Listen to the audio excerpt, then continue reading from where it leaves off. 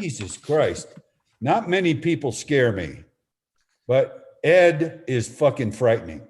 Oh, stop. You say that to everybody. No. Wow. That's crazy. Billy, I'm sorry I put this group together. No. Jesus Christ. Not many people scare me. Oh, there we go. Okay, that means we're live when it repeats itself. Hi, everybody. Welcome to Scripts Gone Wild. I'm your host, Billy Ray Bruton, and tonight is the equivalent of Halley's Comet passing by because we're getting to celebrate St. Patty's Day with a proper and appropriate read, the horror classic Leprechaun. And we're super excited about that for a multitude of reasons. First of all, we've never gotten to do a Scripts Gone Wild read on St. Patrick's Day, so this is a first. But secondly, we're raising money for an amazing organization, Children's Burn Foundation, whose mission is to prevent the pain and trauma of burn injuries to children and to heal and give children who have suffered severe burns the opportunity to reach their full potential physically, psychologically, and socially. So throughout the read, if you would like to make a donation to Children's Burn Foundation, you can do that. You can check the description of the video. There's a link there, and I'll be posting the link throughout the YouTube chat all night long. So you'll have plenty of opportunities to donate now, in the middle of the read, into the read, in a week when you stumble upon this read on YouTube, you can donate then. Never not donate, essentially. Always be donating. Happy St. Patrick's Day, everybody. We're all wearing our green. We hope you're wearing your green at home. And if you're wearing something cool that's green, put it on the socials and tag Scripts Gone Wild in it, and we'll all comment and say, hey, you look hot. But I probably won't say that unless you're a really cute, Mr. Como, don't say that. 37-year-old guy. But who knows? So yeah, post your photos, everybody. I'm going to introduce our cast right now because they're fucking awesome. We got Kane Hodder in the house. Hey. We got Tiffany Shepis. What's up? Oh. Happy St. Patrick's. We have someone who I can already tell is very low-key, Edwin Neal. Hi, everybody. Be here. Where the hell are we, Bobby? Where are we? We've got a joke. We've got literally, it's like they took the country of Ireland and put it in clothes. Brian O'Halloran. Hey! Yay! Happy St. Pat's, ladies and gentlemen. She gave us just a perfect Irish accent in our read of Season of the Witch, Rain Pryor. Woo! We've got a newcomer, and I'm going to try my best not to mispronounce your name. Is it Dan Shaked? It's Shaked, but I always say shake not stirred. So okay, cheers. Dan Shaked. I let you correct me before I fucked it up. Too bad. It's all good. That's right. You'll get it right, Billy. Eventually. We got Justin Powell with us. Justin, hey. Thank you. Top of the night to ya. Mr. Chris Thomas Devlin is here. Give me. Hey, everyone. There he is. And tonight, breaking the record currently held by Mr. Rico E. Anderson in terms of the most number of reads is Aaron LaPlante. Yeah! Finally broken the record. It's a big night. And then we also have a very special guest, someone who is going to be destroying their liver on behalf of our non-drinking readers. Mr. Sean Tretta is here also. Sean, thank you for donating. And What a guy. What a guy. He's also bartending for Tiffany. So, oh, wow. Even better. Really helping that insurance policy thing to just like keep messing up guys so he drinks. He may be the MVP tonight. Might be. Maybe. So how does Scripts Gone Wild work? You're asking at home because you've never seen this before. And this is how it works. It is a drinking game. If any of our readers flubs a line, misses a cue, does anything that we can construe as a mistake, they have to take a drink. We let our Twitter audiences choose what we call social words. And these are words that whenever they are read aloud in the script by one of the readers, everybody takes a drink. It doesn't count if I read it in the stage direction. It only counts if the readers read it in the dialogue. But tonight we're doing something a little different because there was an overwhelming couple of words that won, but we can't possibly do both of them because it would be the most drinking we've done times 10. So we're only doing one word tonight. And trust me, it's plenty. That word is gold. Oh. We couldn't do gold and leprechaun. When you search the script Honey, for get the leprechaun, bottle. it shows up 460 times. Oh shit. Is there time for a Bevmo delivery? There might be. Where's the local hospital? We also have what we call a finish your drink line, which is chosen by our Patreon subscribers. This is a line in the script that whenever we get to it, everybody finishes whatever drink is in their hands, whether it's a fresh pour or a cup or a whole glass, whatever it is, you finish it. And that line tonight is try as they will, try as they might. Who steals me gold won't live through the night. And that's basically it. That's the rules. We have an occasional rule where whenever our character drinks, we all drink. We're not going to do that here. I promise you. Gold is going to keep us very occupied. There's one page where it shows up about 20 times. Oh, My liver's bleeding already. Yes. So them's the rules. That's how we do this crazy, twisted little thing we call Scripts Gone Wild. I'll be reading the stage directions. You'll get a hang for how I do it. I skip over some stuff if it's too long. I plow through it like the Micro Machine Man. So just be on your toes. And anybody have any questions? Oh, I like that. I like when I can explain it sufficiently. Okay, well, you know what? Let's cheers before we get started to this delightful St. Patty's Day. Cheers, everybody. Gotta get my drink. Oh, that's right. and to supporting the Children's Burn Foundation. God, yes. Yes. Yes, absolutely. And donate now. I'll remind you in the middle of the read. Donate then. Donate whenever you feel the fancy to do it. We would appreciate it. They would appreciate it. Okay, well, we've got our drinks. We've got our scripts up. And I think it's about time to dive into Leprechaun by Mark Jones. A large rock being pushed along the ground. A shaft of light streaks in, and we realize we are inside a cave, and some kind of small creature is removing a large rock that covers the opening. This little creature hobbles into the cave, but stays completely backlit, hums, giggles in a strange, wicked little voice, an Irish accent as he speaks. I'm a little guy who's short and stout. Here is me handle, and here is me pouch. He holds a leather pouch and places it on the ground and reaches into a darkened corner of the cave, and he slides out a crock of sparkling gold filled with glowing gold coins. Almost like magic, a small shaft of colorful light, like a miniature rainbow, shines down from the top of the cave, illuminating the small hands of this creature as he grabs gold coins out of the pouch and drops them into the crock. They clank as they hit, and Disney dust puffs out of this creature, continues his song. When I get all steamed up, then I shout, tip me over and pour me gold out. He continues to clank the gold coins into the crock and giggle his strange, frightening laugh as he starts to count. One for the fairies, one for the banshees, one for the trolls, and one for me. He counts his last coin. Oh, try as they will, try as they might, who steals me gold will not live through the night. And that's our finish the drink line. And we also need to drink on the gold that we missed there. This is What? bullshit. Somebody. Like we missed 2 golds and a finish your drink. Oh. Oh God, vodka's not a good idea tonight.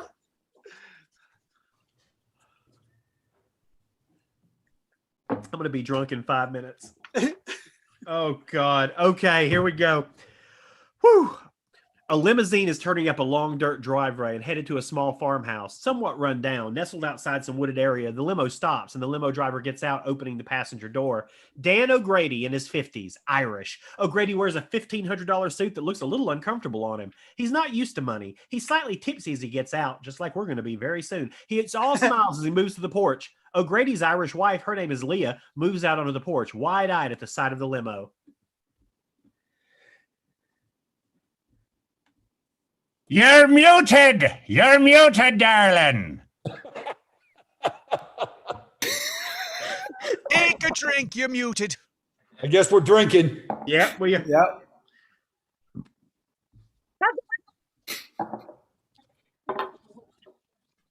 Now she's faking it. Where's Rain? Where are you? I was here. Oh, there we go. We can hear you now. Oh no, we can't hear. We're not really hearing you for some reason. Can you hear me now? You heard me before, but now you can't hear me? Yeah, there we go. Justice! Dirt! What's going on here? I don't know what's happening here. I think for some reason, I'm not sure where her volume's going. Maybe try talking louder. I'm screwed. I think that's the problem. No, Billy, I think Rain, you're speaking too loud that it's blowing out. That's Yeah, a Sorry, I'm possibility. sorry, sir. It's not Rain. That's Leah. Leah, Yeah, I apologize. So, okay, 1,000 maybe apologies. don't speak as loud. Let's try that. A limousine? What in the world has gotten into you, Mr. O'Grady? Justice, Dirt, fella. Take a good look at this dump. Tomorrow I'll be looking at a mansion. A mansion? And a limousine? We've got no money for this. The limo driver moves to them holding a couple of suitcases, waiting for instructions. You can put the luggage in the house, my lad. The limo driver nods and moves inside the house, and O'Grady moves in close to his wife, conspiratorially. Did the funeral home deliver a package? They delivered it this morning, and I don't know why you had it brought here. It gives me the creeps. It does? You didn't open it! Where I left it. Will you tell me what's going on here, Daniel O'Grady? What's going on is we're rich. Bury your mother, not send her ashes all the way to Ireland. O'Grady finds a rock on the ground and raises it over the urn, and Leah reacts.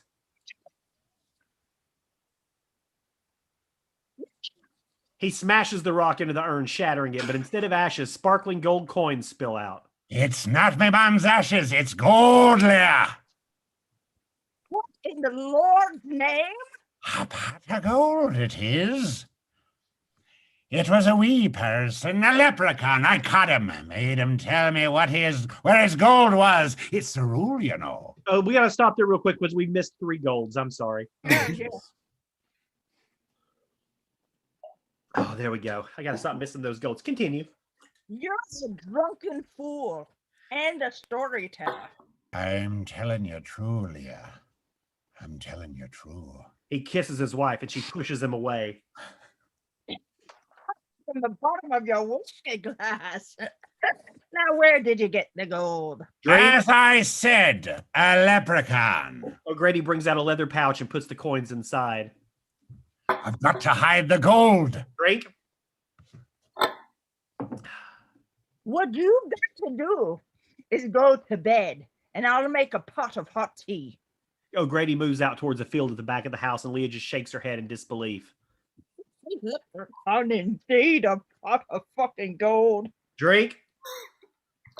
The teapot is steaming, and Leah lifts it off the stove, moving to a tea set on a serving tray. Suddenly, she reacts to something.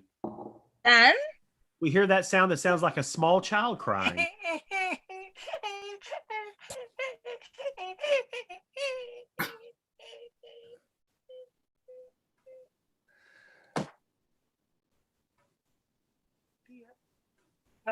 Drink, Rain. Drink.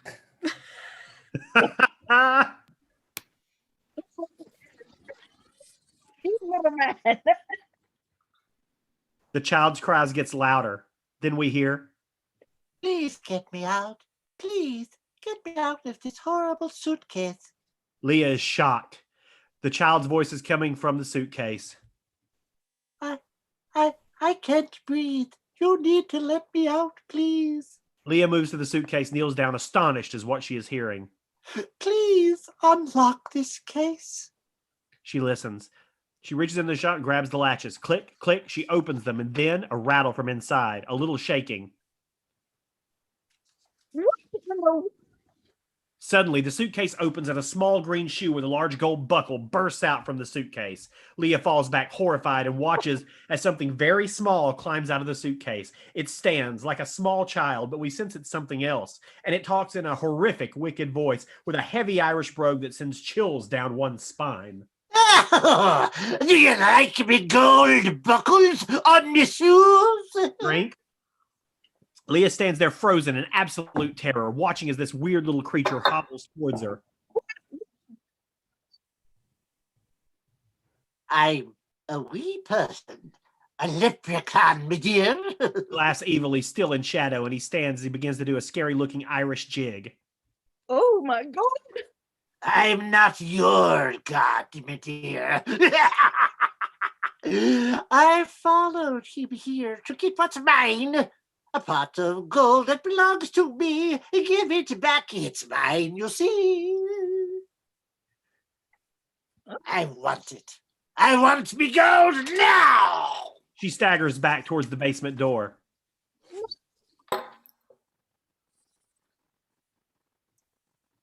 It lumbers towards her. He hisses at her. She staggers back and trips down the stairs, tumbling to the bottom.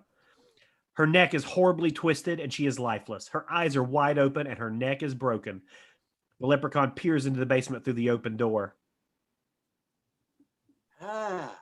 She looks as lifeless as a wart on a dead toad's ass. No problem. I smell some tea brewing. Yes. He looks over at the counter and spots the serving tray with the tea on it. The door opens and Dan comes staggering in. I hid the gold, Leah. We're rich now.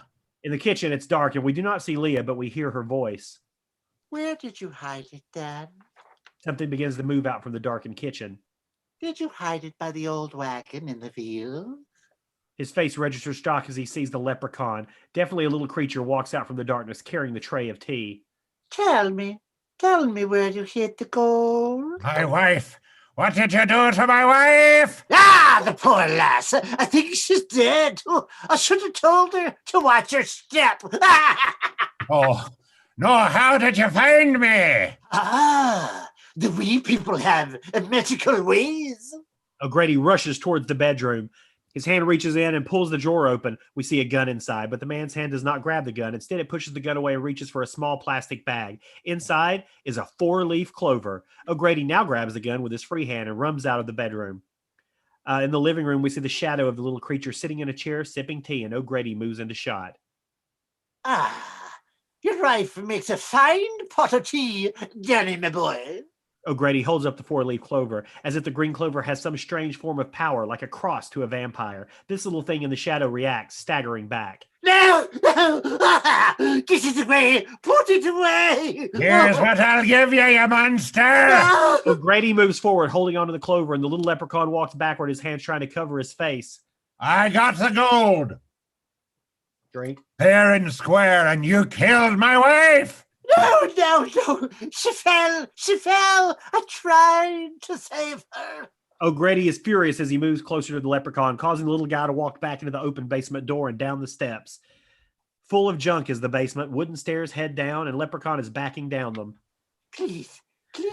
Oh, please, Danny, my boy. O'Grady's still moving forward, causing the leprechaun to back all the way down. You green little bastard!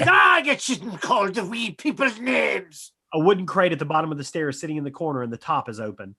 I tell you, let's make a deal. Half me gold if you'll get rid of the clover. What you said, Danny? Drink on that. O'Grady is determined. I know the tricks of the wee people. No trick. Give him back the gold, Danny. This is Drink. your wife, Leah. Do as I say. O'Grady reacts to his dead wife's voice. It's hard on him, but makes him all the more determined. I'll give you more than gold. Drink. And with that, O'Grady lets loose with the gun. Blam, blam, blam. 3 bullets spit into the leprechaun's forehead, and he goes flying back into the open crate. O'Grady grabs the lip to the crate, claps it open, grabs a hammer and nails it shut. Suddenly, the leprechaun struggles to get out, screaming, banging, pounding. This is one pissed-off little creature. O'Grady hammers more nails into the crate. The 4-leaf clover is placed on top of it. The crate shakes, rattles violently. The leprechaun's still trying to get out, but can't. I want me gold, I say. ×2. Then all is very, very quiet. O'Grady sits back, breathing heavily, but the job is not done. The crate, we hear Leah's voice again. Please, Daddy, remove the clover.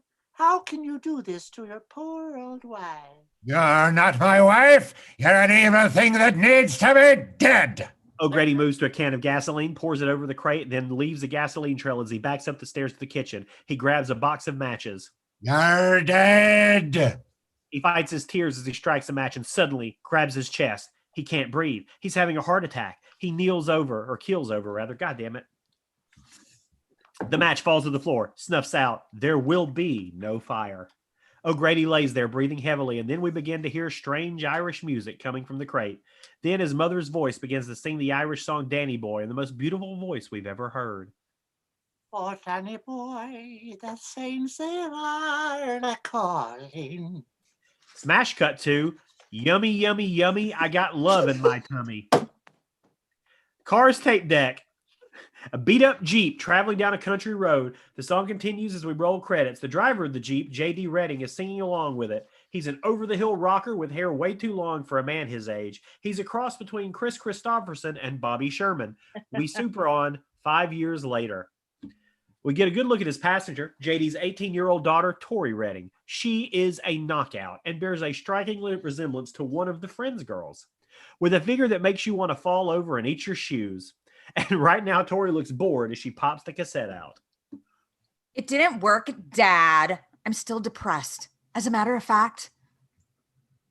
Hey, I used to sing you that song when you were 2 years old. I didn't like it then either. I just couldn't throw at that age.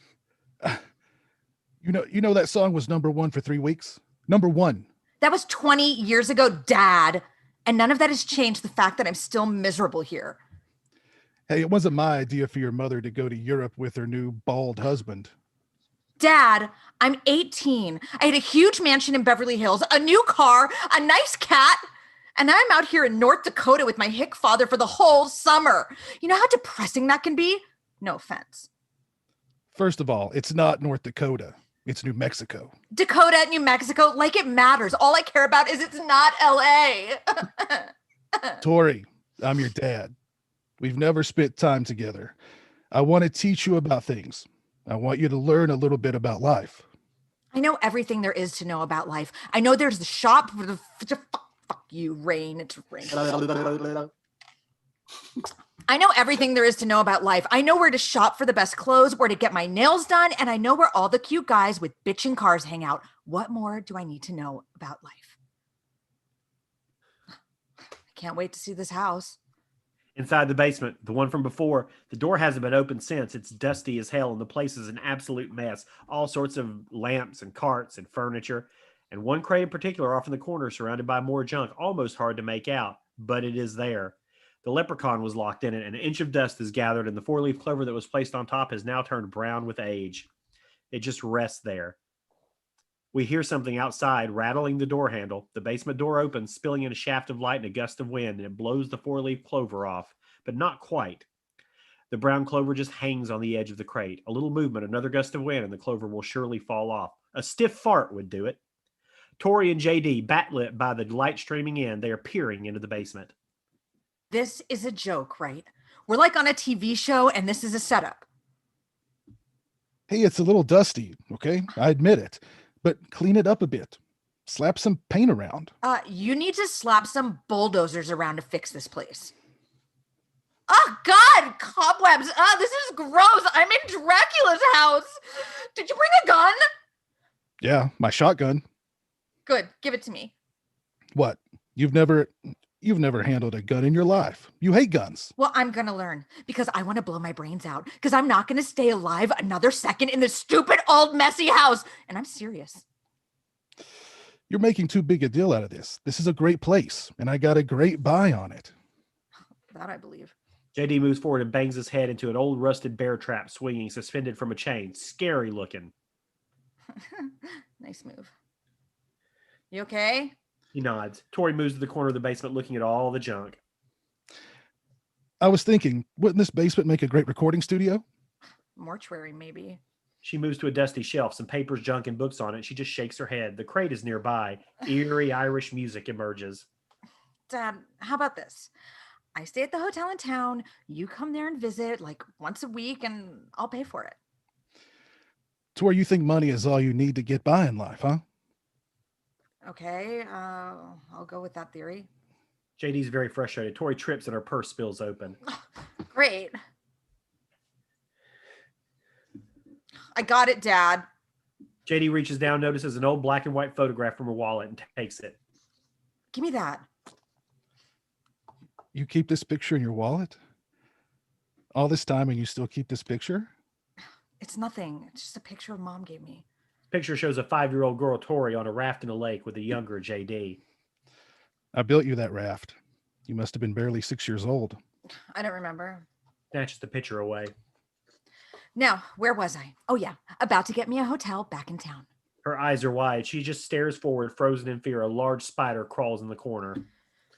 Okay, this is it now. Dad, I want you to know that I'm looking at a spider about the size of a typewriter, and I'm going to turn around and I'm going to walk out of this basement and I'm going to catch a cab and take me to the airport and fly back to LA, and there is nothing you can do or say that will stop me. Tori runs up the stairs and out of the basement. The farmhouse, kind of like we left it 5 years ago, only more run down, neglected. And there's a large tool shed next to the house, which is nestled up against a small mountain with some wooded area around it. Tori moves out the front door in a hurry and suddenly stops dead in her tracks. Who are you? Nathan Murphy, 24 and just about the best looking guy in the state. Hard working, country good looks, square jawed, tan, blonde, blue eyed, the all American boy, probably packing, the kind we never were. The kind we never were. Okay. He's Drink, setting up a drink. I had to like read that and make it make sense for myself. He's setting up a ladder and paint supplies. I'm Nathan. How are you? Tori, the girl who's staying here for the whole summer. Well, nice to meet you, Tori. Nathan heads back to his pickup truck as JD moves out of the house carrying Tori's suitcase. Okay, I'm not going to fight you, Tori. Let's go. What are you talking about, Dad? I'm going to drive you to the airport. What airport? Put those bags down. I love this place. Fresh air, beautiful countryside, painters. Oh, they're here already. You finally did something right. The old pickup parked on the dirt driveway. A hand-painted sign on the truck says, 3 guys who paint. Alex and Ozzy, Nathan's partners, are unloading supplies. Ozzy is a large kid of about 30, overweight and wearing high-top tennis shoes, and one of those simple faces that always seems to have a smile on it. And he is afflicted, or to be kinder, slow thinking. But he's actually gotten through life pretty well, and that's probably due to his enormous heart. I hope he gets that looked at. Ozzy is also a habitual storyteller. Alex is 11 years old, precocious, freckled face, a real joker, and looks like the kid from Poltergeist. And a pain in the ass! So anyways, like I was saying, Alex, it came right out of the sky.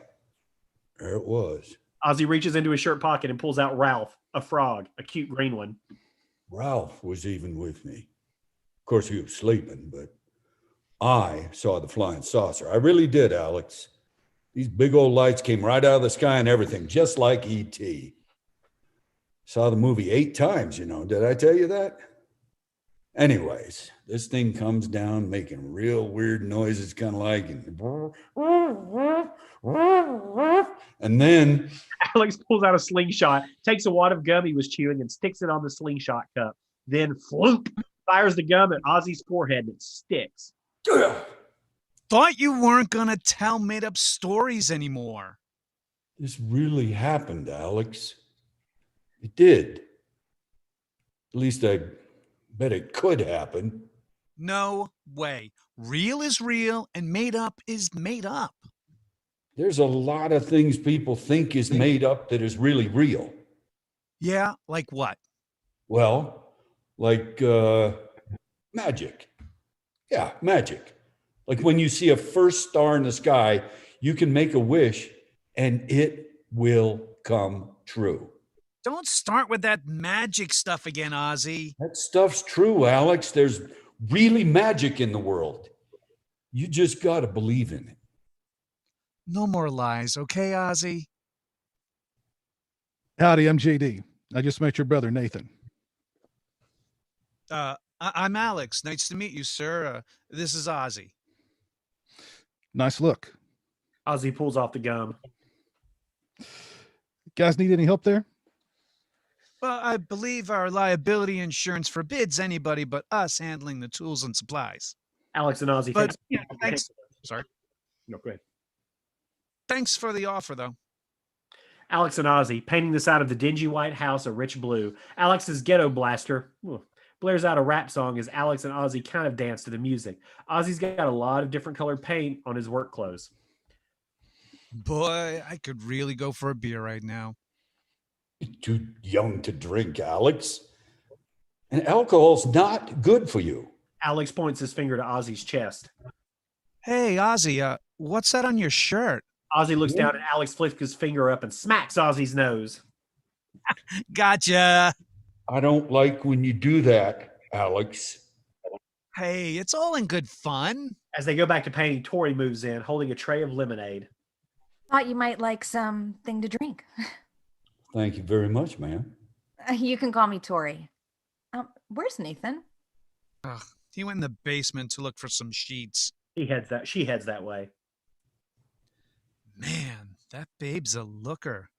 Love to see her in a G-string and pumps.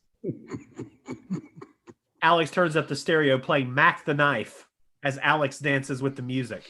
That danceable classic. The doors open and Nathan moves down the stairs. Nathan lets his eyes adjust to the dark and then flicks on an overhead light, stumbling on some junk. He moves towards the area where the crate rests. The Irish suspense music builds as Nathan is almost at the crate. Then back to a rock and roll song. The music is from Alex's stereo. Ozzy and Alex are kind of rocking out to it as they lay down the tarps and mix the paints. Ozzy moonwalks. Back in the basement, there is no sign of Nathan. Tori enters the basement carrying the lemonade, and we bring up scary music. Then, as if something is drawing her closer to the crate, she moves there. Closer. Then suddenly, something drops down on top of her. A bunch of sheets. She screams, and the whole tray of lemonade falls onto the crate. Seats inside. Nathan moves down from a large shelf. Oh, shit. Jeez, I'm sorry. I didn't know you were down here. I was bringing you lemonade. There it is. I think most of it's in that crate. From inside the crate, we can see through the cracks in the board and Tori and Nathan as they move about. The sleeping leprechaun comes into frame and is covered with cobwebs and dust, bugs and spiders crawling all over him, breathing slowly. I hope it didn't damage anything in there. Maybe we should open it and see. The four-leaf clover gets brushed back the other way to the edge of the crate.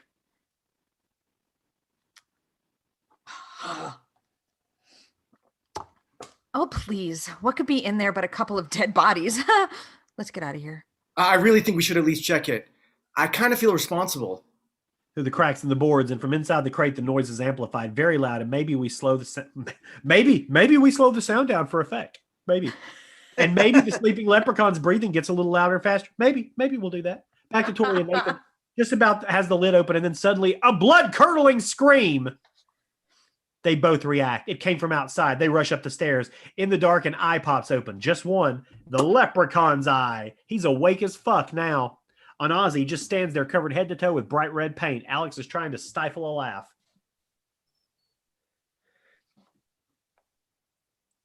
Alex better drink. As the fashion statement goes, red is not your color. Told you to hold the letter steady, Alex. Or ladder. And now look. Drink, Kane, drink. Y'all so crazy, Tori and Nathan moving out of the house, both reacting to the sight. Tori can't help but giggle. Oh, I'm not even going to ask what happened. Ozzy and Alex start to make excuses. Nathan stops them. Never mind. I don't want to know. Why don't you just get cleaned up, Ozzy, okay? There's a bathroom off the kitchen. Heads in. I don't even like red. I really should get back to work. Great. When do we start? The farmhouse kitchen. Ozzy is moving out of a guest bathroom near the entrance to the basement. The door is open and Ozzy walks past. He hears something. He stops, looks inside the dark basement, and faintly he hears. Please help me, someone. Please help me get out of this box. I'm having trouble breathing. Ozzy grabs a flashlight hanging on a wall and slowly moves down into the basement and carefully moves down the stairs. Hello? Flicks on the flashlight, marveling at all the junk. Wow. What neat junk. I'm over here in this crate. Ozzy's mystified. He moves in the direction of the voice towards the crate. Two eyes are open. He leans in real close to the crate. Hello? Hello? Please. Someone in there? Please, sir. I'm locked in this crate. I can't breathe. Starts to cry. Hello? Silence. Then Ozzy brushes some dust off the top of the crate, and the 4-leaf clover flitters to the ground. Hello? He puts his ear to the top of the crate and it starts to shake, rumble. Then a little green fist punches through the crate, inches from Ozzy's face. He jumps back and watches as the weird and strange-looking leprechaun moves out of the crate, covered with cobwebs and dust and a few bugs. And now we get our first look at the creature. He's very odd-looking, but kind of cute. Slightly green, clammy skin, rotting decayed teeth, big teeth. I've dated worse. But it is his hands that seem most frightening. Too large for his body, almost arthritic looking. Palsied fingers with long black fingernails that come to a point. But the strange contrast is the cute leprechaun outfit he wears. Green elf-like clothes with a jacket and vest. A big green cloggy shoes with large gold buckles and striped socks. A hat with a buckle. Gold. Nope, not when I read it. Only when you guys read Oh, it. crap. All right. My bad. You need to drink for that, Tiffany. Messing that up. This strange-looking leprechaun begins to tear his way out of the crate, clawing and ripping out from his prison for the last 5 years. Just smiles wickedly at Ozzy as he brings up a corncob pipe. Hey, Chubby, got a light? Leprechaun spots a spider crawling on his arms. He grabs it and pops it in his mouth, chewing and swallowing. I'm starved. Haven't eaten a bite of heaven in 5 years. What? What are you? What do I look like, me lad? See me hat? The buckles on me shoes? I'm a leprechaun, a shoemaker by trade. And speaking of shoes, oh, look at yours. Huh, they're mighty dirty. They could sure use a shine. But first, have you seen a crock of gold lying about? Drake? Wow! You're a leprechaun! A real leprechaun! So I am. Now, tell me where me gold is. Drink? Or I'll bite your ear off and I'll make a boot out of it. That's enough for Ozzy. Panic-stricken, he turns and runs up the stairs, trips, falling on his face. Skitters along, crawling like a baby, trying to get away. The leprechaun points his arm towards the basement door, which immediately slams shut. Ozzy's at the top of the stairs trying to open it, pulls hard, and the door opens, and Ozzy scampers out like his life depended on it. Ah! He got away. Me powers are weak. I need me gold. Drake. The leprechaun stands in the shadows, laughing his evil laugh. Nathan is helping Tori use a roller on the side of the house, and there's a lot more paint on Tori than there should be. Both seem to be having a good time. Suddenly we hear Ozzy screams, and he frantically runs to Nathan, Tori, and Alex, breathing heavily, having trouble getting out the words. There's a leprechaun in the basement. There's a leprechaun in the basement. And he came right out of a box and had these long, funny-looking fingers and not friendly like Lucky Charms. And he pointed his finger at me, and he talked in this real strange, and he said he'd bite my ear off and make it into a boot if I didn't get the gold. Oh. A leprechaun, Ozzy? Could we inject some reality here, please? But I saw him. I did. And he even wanted to polish my shoes. Oh, okay, Ozzy. Let's just relax here, okay? Just take it slow and tell us exactly what you saw in that basement. I told you, a leprechaun. And he's real ugly and evil. He wasn't cute and friendly like on TV. Then where's your pot of gold? Drink. That's what he wanted. He said he wanted his pot of gold. That's what he said. Oh, thank God Ralph is okay. Where are you going? We're going to check the basement so we can get back to work. Don't go in there. Don't go in there. Look it. I'm pretty sure there's no evil leprechaun in that basement. But just in case. I don't think that stick's big enough. Nathan? Mostly dark in the basement. The door opens. Nathan, Tori, Alex, and a very apprehensive Ozzy enter, and now we sense something, a presence, something watching the four from the shadows. As they move along, we pass the chain that the bear trap was suspended from. Only now, there is no bear trap. What? I don't see anything, Ozzy. Oh, but this guy was real. Buckles on his shoes, and he had them horrible-looking teeth, and they were rotten, and they stunk, and everything. I don't think he brushes them at all. The crate's busted apart. Oh, yeah. Well, look at that. What's this then? Okay, you did it now, Ozzy. You busted this crate, didn't you? And now you're trying to cover for it. It's what the leprechaun came out of. I saw it. I did. I think. You know, Ozzy, that's the great thing about imagination. It can be real vivid sometimes. A noise. See, now he's going to kill us all. And I'm first. Something's watching them from behind some junk.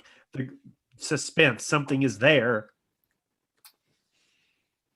I ain't going in that dark, spooky corner. Nathan swings the flashlight beam in the corner. Nothing. He moves forward with Alex.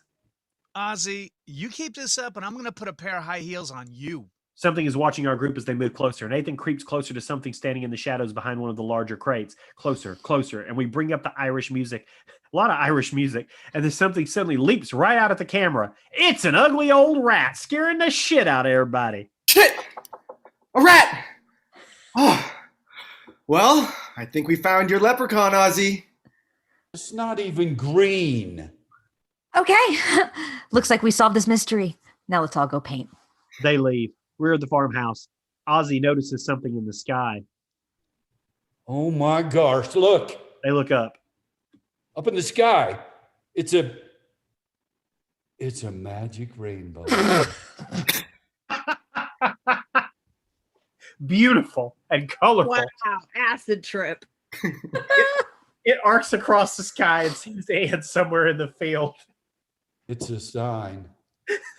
Leprechauns and rainbows. Yeah. See all the colors? It's saying we have to paint. We got to get to the end. There's always a pot of gold at the end of the rainbow. Jeez, Ozzy, you're embarrassing me. Here we go again with magic stuff again. Magic can be real, Alex. You just got to believe it. Come on. Let's go look for the gold. There's always gold at the end of the rainbow. Drink. Ew. They take off running to the field. He's so easily sidetracked, but as always, I'll take care of it and get him back on the job. Let him chase rainbows. You and I have some serious work to do. Ozzy's running, looking up as he runs. Alec catches up to him. What a hoe. Ozzy, this is stupid. You can't find the end of a rainbow. But as if Ozzy is possessed, he runs faster, keeping an eye on the sky above. Faster, faster! Come on, Alex. Ozzy trips, falling flat on his face, and looks up to see. Wow. Will you look at that? An old rotting wagon, like one of those old carnival wagons, but the weather has washed out practically all signs of paint. It's obviously been sitting in this field for years. It's where the rainbow ends. It does sort of look like it, huh? Alex opens up the creaky door. I don't know if you should, Alex. Hey, you said there was gold at the end of the rainbow. Drink. Let's see. They move Don't inside. step on any rusty nails, Alex. If you do, your mouth will freeze shut. Inside the old wagon. Pretty neat looking to a kid. Hey, this is pretty neat looking for a kid. Ozzy follows and steps on a loose floorboard, snaps up and sends him falling back against the wagon, and his weight sends him crashing right through the rotting wood wall of it. He stumbles outside onto the field. Ouch. Alex steps through the busted wall. You're in trouble now, pal. Ozzy sees something glittering in his eye. Hey, what's by your feet? Alex looks down, spots something gold shining in the sunlight. He picks it up. A gold coin. Magnificent, but a strange-looking gold coin. It's like a gold or something. Drink. Ozzy reaches for it and Alex pulls it back. No way! It's mine! I just want to see it. No way! It's mine! No touch! It's mine! Ozzy grabs for it again, but Alex hides it behind his back. But the coin drops, rolls. Ozzy and Alex both dive for it, and in doing so, they loosen another floorboard, and up it pops, along with a bag of gold coins. Ozzy and Alex can't believe their eyes, almost speechless, except for the words that come out of their mouth now. Look it. Gold. Drink. We found gold at the end of the rainbow. I told you. It's what the leprechaun was talking about. Belongs to him, I bet. Would you stop with that stupid leprechaun stuff? There's no such thing, remember? We found this gold. Drink. It's ours. Finders keepers. Ozzy, you know what this means? We're rich. And I buy comics every week. Yeah, but you know what else? What else? We can get you an operation. For what? Well, to make you smart, Ozzy, we can go to the hospital and they can have doctors operate you and fix your brain. But I am smart. Oh, Well, yeah, sorta. But what I mean is we could make you real smart and then people wouldn't make fun of you. They make fun of me? oh, Alex, you're such a dick. Not in front of you, only behind your back.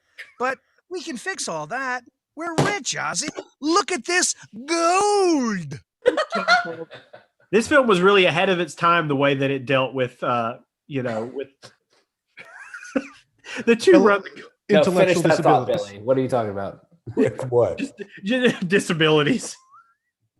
The two run the gold coins through their hands like little kids having found a buried treasure, which they did. Then they abruptly stop, look around, conspiratorial. We gotta hide it, Ozzy. We can't let anybody know about this. Yeah. Why? 'Cause they'll just take it away. You know how adults are, especially when it comes to money. Yeah. We'll hide it. But where? They look around and spot an old abandoned well in back of the farmhouse. That old well! Come on! It's tattered and rusted, and they move to it. We can tie a rope around the bag and drop it down the well, and no one will ever know. Genius! Alex takes a coin and puts it in his pocket. I'll keep just one. We can take it to the pawn shop and make sure it's real. Ozzy takes a coin from the bag. I can tell if it's real. Just bite it. I've seen it in movies. Ozzy bites the coin and then gulp. He chokes and then swallows. I swallowed it. Alex, I swallowed the gold coin. Nice going, Jaws. Can you die from eating a gold coin? Drink. Well, yeah, after I kill you. You just let me take charge, okay? He ties the bag to the rope. And don't eat any more coins, Ozzy. I don't feel so good. Relax. It's not going to hurt you. He lowers the bag of coins into the well. Now let's go. Nathan's going to be pissed we're gone so long. The old carnival wagon. There's some foliage, and we see Leprechaun's cloggy shoes and his big old gold buckles as he skittles over to the wagon. Pretty rainbow in the sky. You got me gold at the end, says I. Drink. Leprechaun's hairs tear at the broken wagon, searching. The long, wicked fingernails scrap at the wood, finding the busted boards where they found the gold.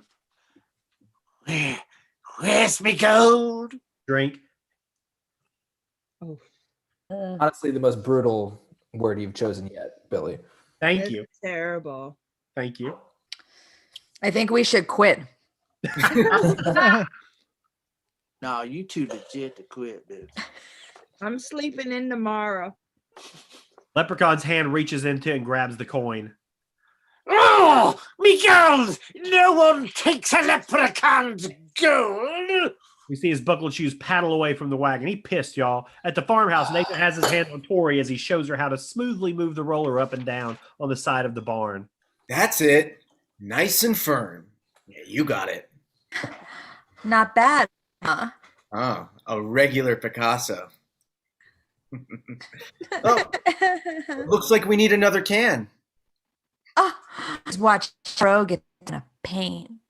Tori moves She to pick is up. a hoe. Nathan watches her go and loves what he sees.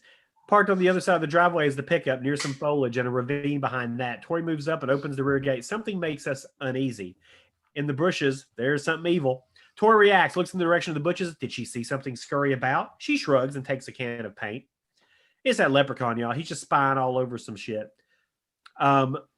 Moving from the bushes and right under the pickup, the POV looks at Tori's nice legs as she stands by the truck, and we just know something is going to reach out and grab her legs. And it does! She screams, dropping the paint can, grabs her leg, and then spots something scurry into the bushes. God, something's scurrying in those bushes! Nathan runs up.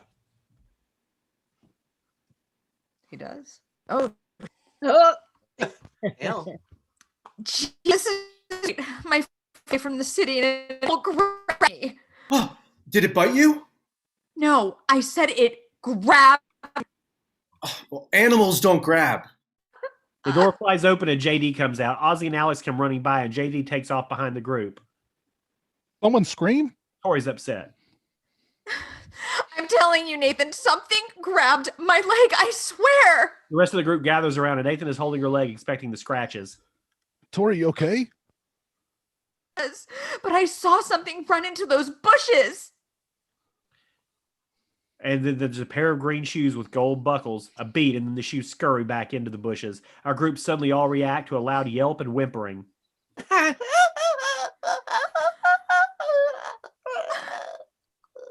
that? It sounds like a dog. Must be hurt. Poor fella. Eddie moves to the bushes where the whimpering is coming from. Hey, boy. Hey, fella. The leprechaun is doing the whimpering. Tori does not look happy. In fact, she looks a little scared. I don't like this. Be careful, Dad. Here, boy. Come on, boy. The dog whimpers again. JD is moving into the foliage in the direction of the sound. Leprechaun is crouching down, making the whimpering noises like he's a hurt dog, luring JD to him. JD moves into the bushes looking for the hurt dog. It's okay, fella. That's a good boy. I'm here to help you. The whimpering sounds are coming again and again. JD reaches his hand in the bushes to part them, and the spine-chilling Irish music builds. A fallen log behind the bushes, rotted and hollow, bugs crawling on it, but large enough for a dog to have crawled in, and the whimpers are definitely coming from inside the log. Look at that. Looks like some old dog got himself stuck in this log. It's okay, boy. I'll get you out. JD reaches inside the dark orifice of the log, straining and stretching as he tries to reach the dog inside. Reaches deeper, his chin pressed up against the lip of the log. The bug skitters past JD's nose. JD reaches in even further, and we know there is no dog in there, but we have a pretty good idea what is in the log. JD keeps reaching. Suddenly, crunch! And JD springs his hand back, revealing a bad bite on his hand, and it hurts like hell. Ah! My hand! You bit my hand! He holds his bleeding hand. Tori reacts, stunned at first. Then, remarkably, she gathers her wits about herself and rips some of her t-shirt, wrapping his hand in it. It's gonna be okay, Dad. We've got to get you to the hospital. And that was my favorite shirt. Tori seems to gather extra strength as she and Nathan help carry JD along. My truck. Nathan's pickup. Tori and Nathan as they help JD into it, and the sun is beginning to set. There's an emergency room in town. I'll start the truck. Ozzy gets into the driver's seat, cranks the engine, and won't start. Tries again, not starting. Alex jumps out of the truck, remembering. Shoot, forgot about the cap. Alex already has the hood up and is fiddling around with the pickup's distributor cap. Loose distributor cap. Gotta shake it to get it to start. Ozzy cranks the engine again and it starts. Nathan slides into the driver's seat and Tori and Alex hop in the bed with JD. Nathan burns rubber. Pickup leaves two good tire tread tracks in the soft mud of the driveway. We see the tire tracks begin to move, and then a small arm comes up from the ground, and then another arm, the legs, and the head, and it's a leprechaun! And we see tire tracks down his back. He was flattened into the ground by the pickup's wheels, like a cartoon character. Pulls himself up, brushing off the dirt. Sure, it'd be good. I feel like I've just been hit by the truck. Leprechaun looks in the misdirection, or the direction, drink. Then he stops at tool shed. We hear tinkering around, then silence. Then we hear a rusty old tricycle being pedaled. And he's on the child's tricycle, pedaling out of the tool shed. Like a little kid, he puts on the power and pedals as fast as he can. His little feet will move him down the dirt driveway, following after the pickup. A macabre and wicked sight as we bring up that same goddamn Irish music. The sun's setting, and we're now inside a small town hospital. I've never seen a dog make a bite like that. We pull back to reveal a woman doctor. What are the odds? I know. What type of magical land is this? Where women can be doctors? What? Never happens. Bandages on JD's hand. The others are standing around, not really able to offer much more than moral support. That coyote would have done a lot more damage. The bite was just too clean. Doctor, I was wondering, do you think that bite could have come from a leprechaun? A what? A leprechaun. It's a small green little creature and has pretty sharp teeth. And I was just wondering if you've come across a leprechaun bite before. No. I'd like to keep you here for a little while longer for some tests. Well, my daughter is. Oh, it won't be a problem. I'm fine back at the farmhouse. I'm sure Nathan won't mind staying around until you feel better, Dad. You know, for safety and stuff. You want me and Ozzy to bring you back a romantic cards for you two? I hear Hallmark has some nice ones. Burn. Hey, what do you say I buy you dinner before I take you back to the house? You two are invited.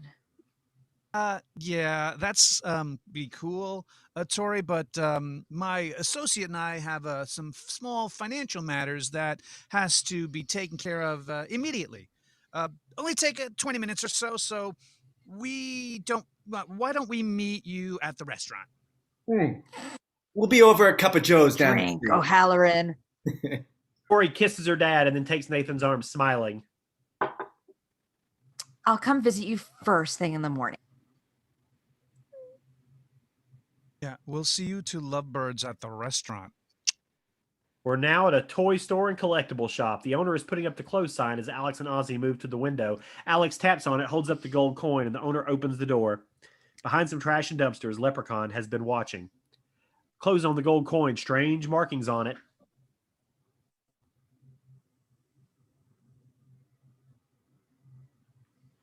I have never seen anything like this before. Ozzy and Alex are standing at a counter as the owner looks at the coin. He uses a magnifying glass. It feels like solid gold. Drink. But the writing I can't read, and the symbols, very strange. Let's jump to the chase. What's it worth? Well, if it is solid gold, Drink.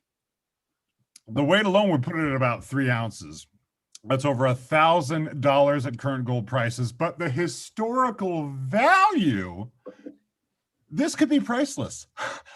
I'd like to study it. Antique Roadshow, you said priceless? Depending where this came from, how old it is. You said you found it in a field, right? Yeah. Maybe. Look, I'm not trying to find out any secrets here. I'm just curious about a coin like this. I tell you what, let me keep this coin overnight.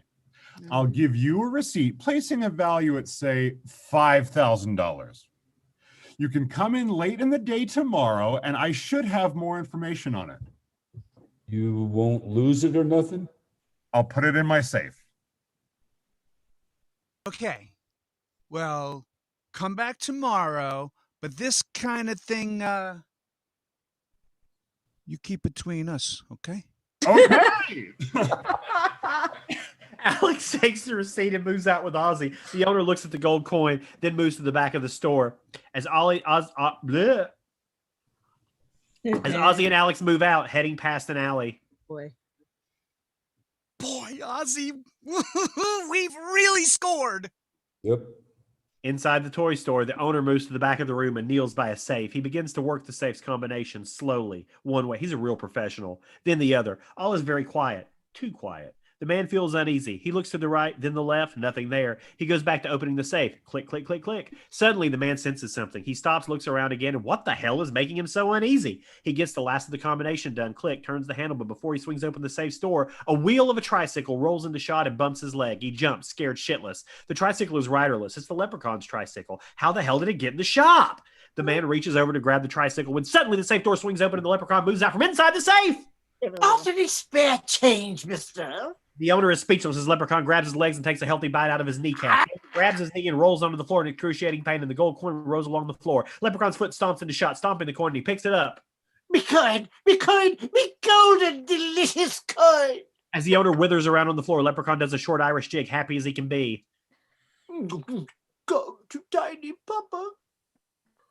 Ah, it's not nice to take gold coins from a leprechaun. Bad shop owner. Bad shop owner. Drink. And with that, Leprechaun bites him again on the leg, and the man screams out in pain. Leprechaun's hands open the cash drawer of the register, reaching inside and grabbing some coins, crawling backwards, trying desperately to get away from the horrible creature as the owner. Oh, please leave me alone. Leprechaun's ugly face moves in, eye to eye. I've got to pay you for my coin. Leprechaun straddles the man's chest and force opens his mouth, stuffs a bunch of old coins into it, and quarters, dimes, nickels, etc. The owner is choking on the coins as he staggers up and runs to the other end of the store. Leprechaun chases after him. You don't like me? As he spits out the last of the coins, backed up against a rack of toys, he looks around, not seeing the Leprechaun, and then he suddenly reacts to the Leprechaun's evil Irish laugh, and hears a boing, boing, boing. Up and down, up and down. Leprechaun's on a pogo stick, hopping to the owner. Peekaboo, I see you. Leprechaun knocks the owner onto the floor. He pogos up and down, laughing evilly, and begins to pogo up and down on the owner's face, which is just below screen. Thickening thuds as the owner screams. This old lep, he played pogo stick on his lung with a squish-squash paddywhack. I just smashed his head. This old man, oh, he's surely dead. And he is. The job is done. Leprechaun gets off the pogo stick, wipes the bloody end with a cloth, looks down at the dead shop owner, notices the man's shoes, and they are dirty, covered with blood. Oh, no. Can't have dirty shoes. Leprechaun grabs a shine cloth, spits on it, begins to shine. Ah, they're nice and shiny. Flips his gold coin in the air and catches it and puts it in his pouch. One coin, many more to go. He looks at the toys on the shelves and zeroes in on a large toy, a kid-sized battery-powered Jeep, large enough for 2 kids to fit in. He looks at his rusty tricycle, then back at the Jeep. He makes a decision. Moves out from behind the shelf, and the demented Leprechaun drives just like a little kid. The back of the Jeep is loaded with toys, a teddy bear skateboard, toy doctor's bag, some gack. Irish music as he drives around the dead body of the janitor, laughing, and steering the toy Jeep around and around. Inside the small town coffee shop, Tori and Nathan are in a booth drinking coffee. They have been talking for a while. Yeah. Well, after our parents died, I couldn't see going off and leaving Alex at the orphanage. And we were kind of the only ones who ever befriended Ozzy. So I figured we'd all open up a painting business. Kind of keep together, like a family. I mean, it's really nice. Listen, I thought it was pretty brave of you back at the farmhouse. I mean, you stayed pretty calm when your dad got bit. I would never figured a girl from Beverly Hills would be able to handle that. Yeah.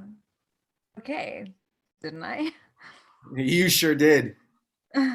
See what you can do when you have to? Tori thinks about it, smiles, and draws closer to Nathan. They're about to kiss when... Ugh, jeez. Give me a break. Can we eat?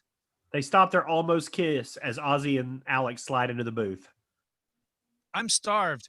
Can we get through this dinner without any more mushy stuff, huh? Country road. Cars here and there go by, a couple more, then a beat, and Leprechaun's toy Jeep moves in. We're amazed at how fast he's going. At the farmhouse, the Jeep moves up the dirt driveway, stops by the tool shed, moves inside, and parks. Leprechaun moves out of the tool shed and skittles to the back window of the farmhouse and climbs in. Moves inside through the window, looks around, curious. He opens a few drawers, looks inside, looks under the couch cushions, checks for coins, moves to the bathroom, climbs up to the sink, looks in the mirror, and screams! He realizes it's just his face and then relaxes. He goes to leave, stops, and moves real close to the mirror, takes a comb and brushes what little strands of red hair he's got, then leaves the bathroom. Leprechaun looks around, goes to the fridge, looks at the little magnets, eats them, opens the fridge, looks inside, throws stuff on the floor, then takes out a can of beer, pops the top, and pours the beer onto the floor, emptying the can. Then eats the beer can. He just wasted good alcohol. Hops on the kitchen counter, opens the cabinet, looks. Basically, guys, he's looking around the kitchen. He's looking at all sorts of things around the kitchen. Clothes on a high heel pump, shiny and black. It's one of Tori's shoes. We reveal at the kitchen table, and Leprechaun has gathered most of the shoes he could find in the house and is polishing them. JD's boots, Tori's tennis shoes, etc. He was looking, now he's polishing. Nathan, Ozzy, and Alex move in on their shocked expressions as they see the house, which is now a fucking wreck.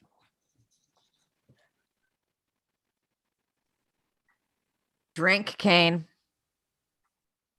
Wait, where? Top of 56. Yeah. We skipped over a lot of stage direction there. Yeah, no, I know, but shocked say, expressions there? I didn't do it. I didn't do it. It was one of Tori's hoe shoes. What the? It's a mess. Uh-oh. I think something happened. No shit, Sherlock. Alex, go wash your mouth out with soap right now. Yeah, sure. Right after that, Ozzy, I'll be sure to ground myself for 2 weeks. These boots are filthy, and now they.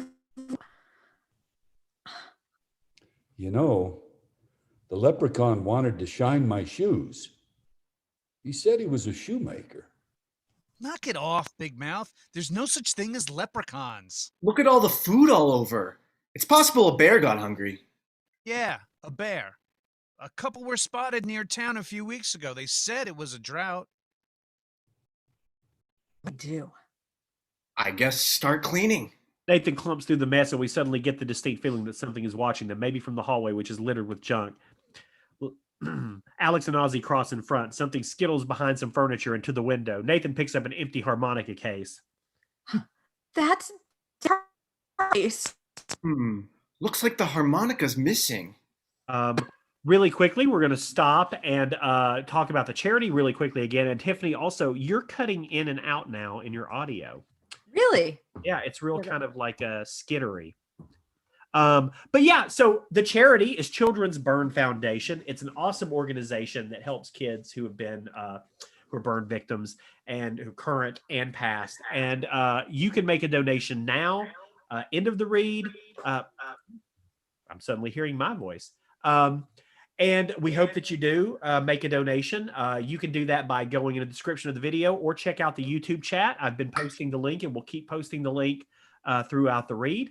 And make a donation. We would appreciate it. They would appreciate it as much as you want to give. $1, $5, $10, $1,000. Help some kids out. And it's St. Patrick's Day, so you might as well. Please do. And by the way, those of us that have been burned prefer the term burn survivor. That's good to know. That's good to know. Heck yeah.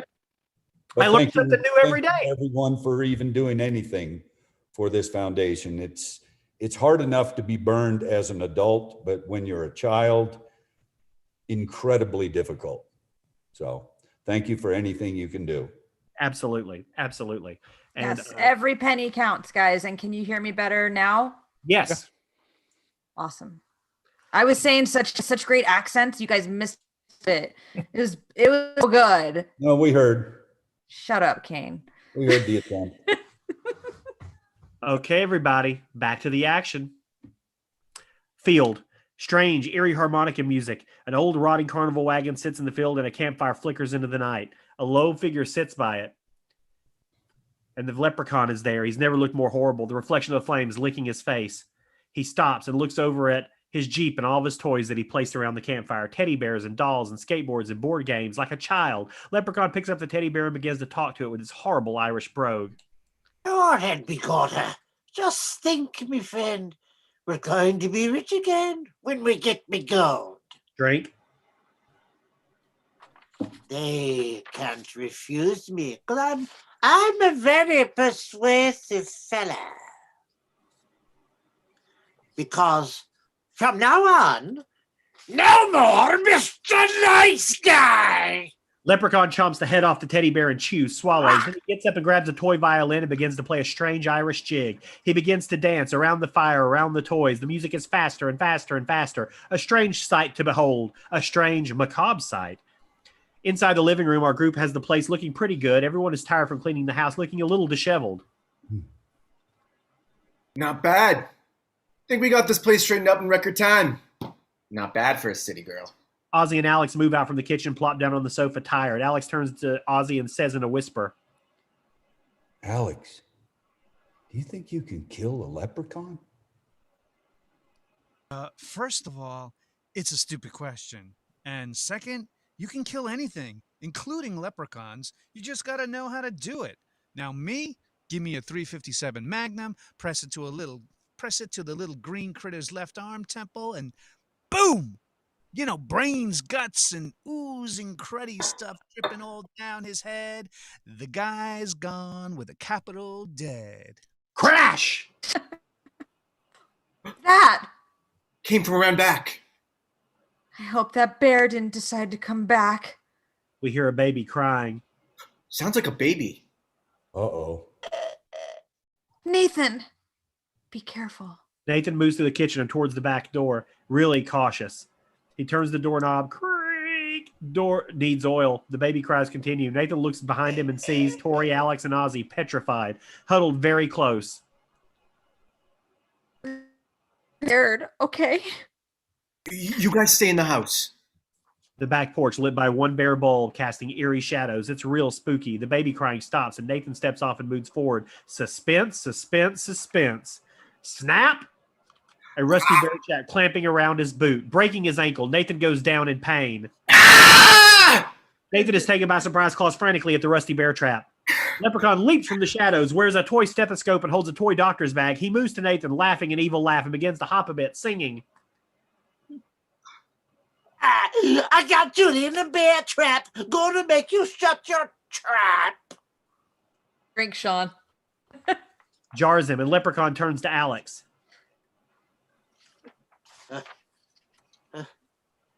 I'll get back to you, my lad. He continues going at it with Nathan, punching, hitting.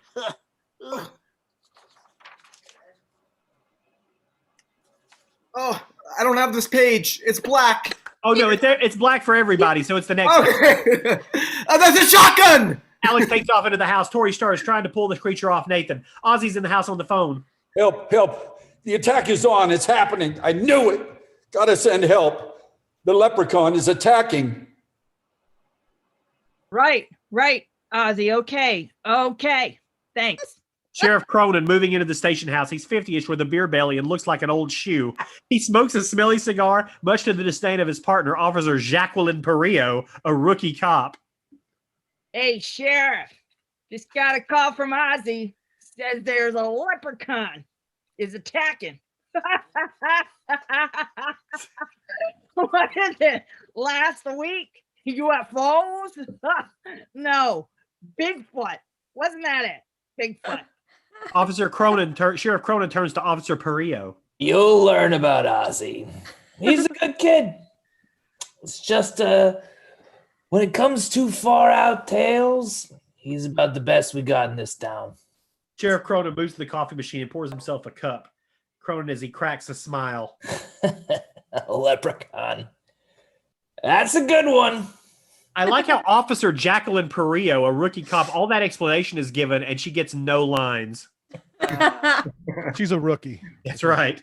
Alex, frantically moving with him as he rushes back outside with the shotgun, trips, and the shotgun goes skidding into some bushes. Shit! Leprechaun bites the tip of Nathan's boot and tries to drag Nathan into the bushes. Boy grabs the Leprechaun by the back of his collar, uses all of her might to pull. The boot comes off in Leprechaun's mouth, and he stumbles into the bushes. Leprechaun pops his head out from the bushes, Nathan's boot in his mouth. He looks right at Tori and then growls. You're pretty strong for a young lass. Nathan uses this change to lunge for the shotgun sticking out from the bushes, whips around, aims, cocks the slide, and fires. Blam! The shotgun blast punches in his belly. He's blown backwards into the bushes and bleeds green blood. Nathan crawls over to the bushes, takes aim again, cocks the bam, bam, bam, bam. At point blank range, unloads the 12 gauge into the bushes. Leprechaun screams in a deep, frightening voice. The sound of Nathan cocking the shotgun is abnormally loud. Click, click. He's out of ammo. But whatever was in those bushes could not have lived through that. Alex and Ozzy are frozen, cowering, gaping. Tori moves to them, hands Nathan a flashlight. Nathan, what the hell was that? You don't know. Nothing in the bushes. Oh my God. It's gone. You're hurt pretty bad.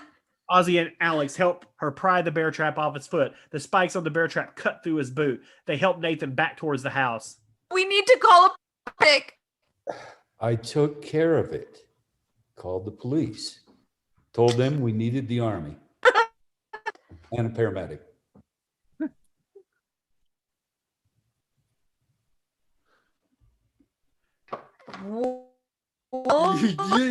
Hold on. Yeah, you're getting a little stuttery. I know. I'm trying to fix it. I don't know what's happening. It could be because both of you are using Zoom on the same connection. That's not true. Well, don't act like no. No, because it just seems like an internet connection thing. It seems Could like be the Cuervo. slowest thing. Sean, you have to go. Can you hear me? Yes, but it just keeps Unfortunately. crackling and popping in and out sometimes. Fuck. You didn't tell me it was a leprechaun. You? Yeah. No, I didn't tell them either. Of course I did. That's what it was. Wasn't it? There's an echo now. So someone Put our headphones back on. Someone go ahead and read, Tori. They enter through the back door. They lock the door, bolt it, push a table up against it. Tori, why is my? Okay, there we go. We don't know what it was, but if you mention one, the police will think it's all.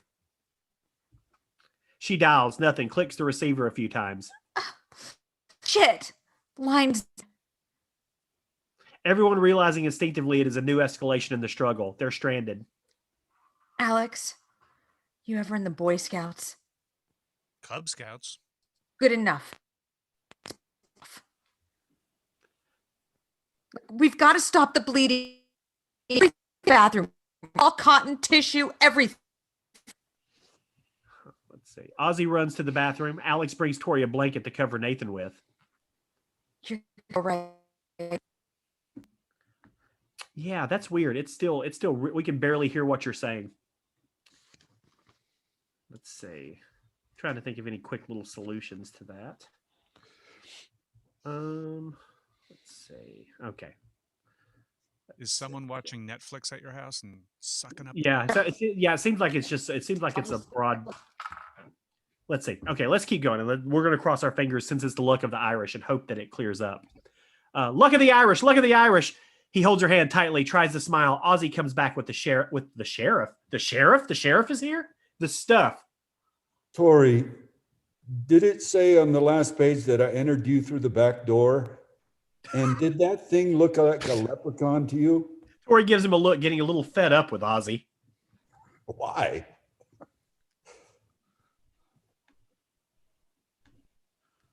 Where are we? Oh, we're on your big monologue, Ozzy. I admit. Good. But you can't hear me though, right? I can now. Much better now. You're on a page 67 or 63. 67. Ozzy, I admit I don't. Yes. Ozzy, I don't know that thing or person was, but there's so many. Oh, so shit.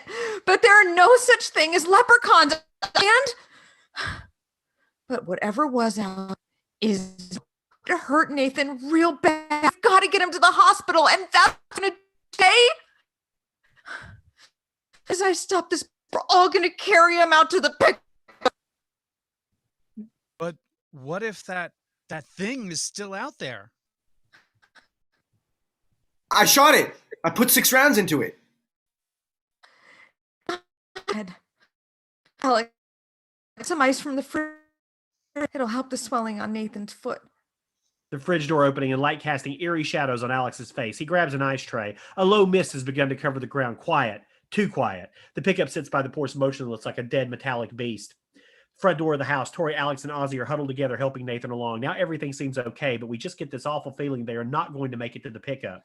Every shadow, every bush they pass holds an ominous threat. The dome light of the pickup snaps on as the three shuffle Nathan. Alex and Ozzy get in the passenger side. Tori gets in the driver's side, locks the doors, looks around, a sigh of relief. We made it. She inserts the key. Things are awful quiet. Her hand turns the key and the engine cranks over. Not starting, cranks again and again, still not starting. Shit. Alex's face goes white and he realizes.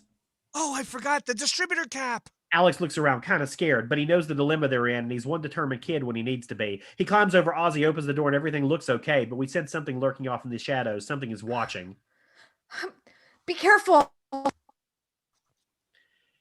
He closed on Alex, scared shitless, reaches down into the dark engine compartment like there were a bunch of rattlesnakes sleeping in there. Alex's hand gropes around, searching for the distributor cap, and he can't find it. Confused, where is it? Then suddenly, the leprechaun rises up from the fog right behind Alex like an ugly sea serpent rising from the murky ocean depths. The distributor cap is in Leprechaun's mouth. Wires dangle. Alex spins around. Looking for this? Leprechaun brings up a small electric fan without the safety cage. Look what I found in the shed. And the plug dangles, but the fan turns on, the wicked blade spinning. Oh me! It still works!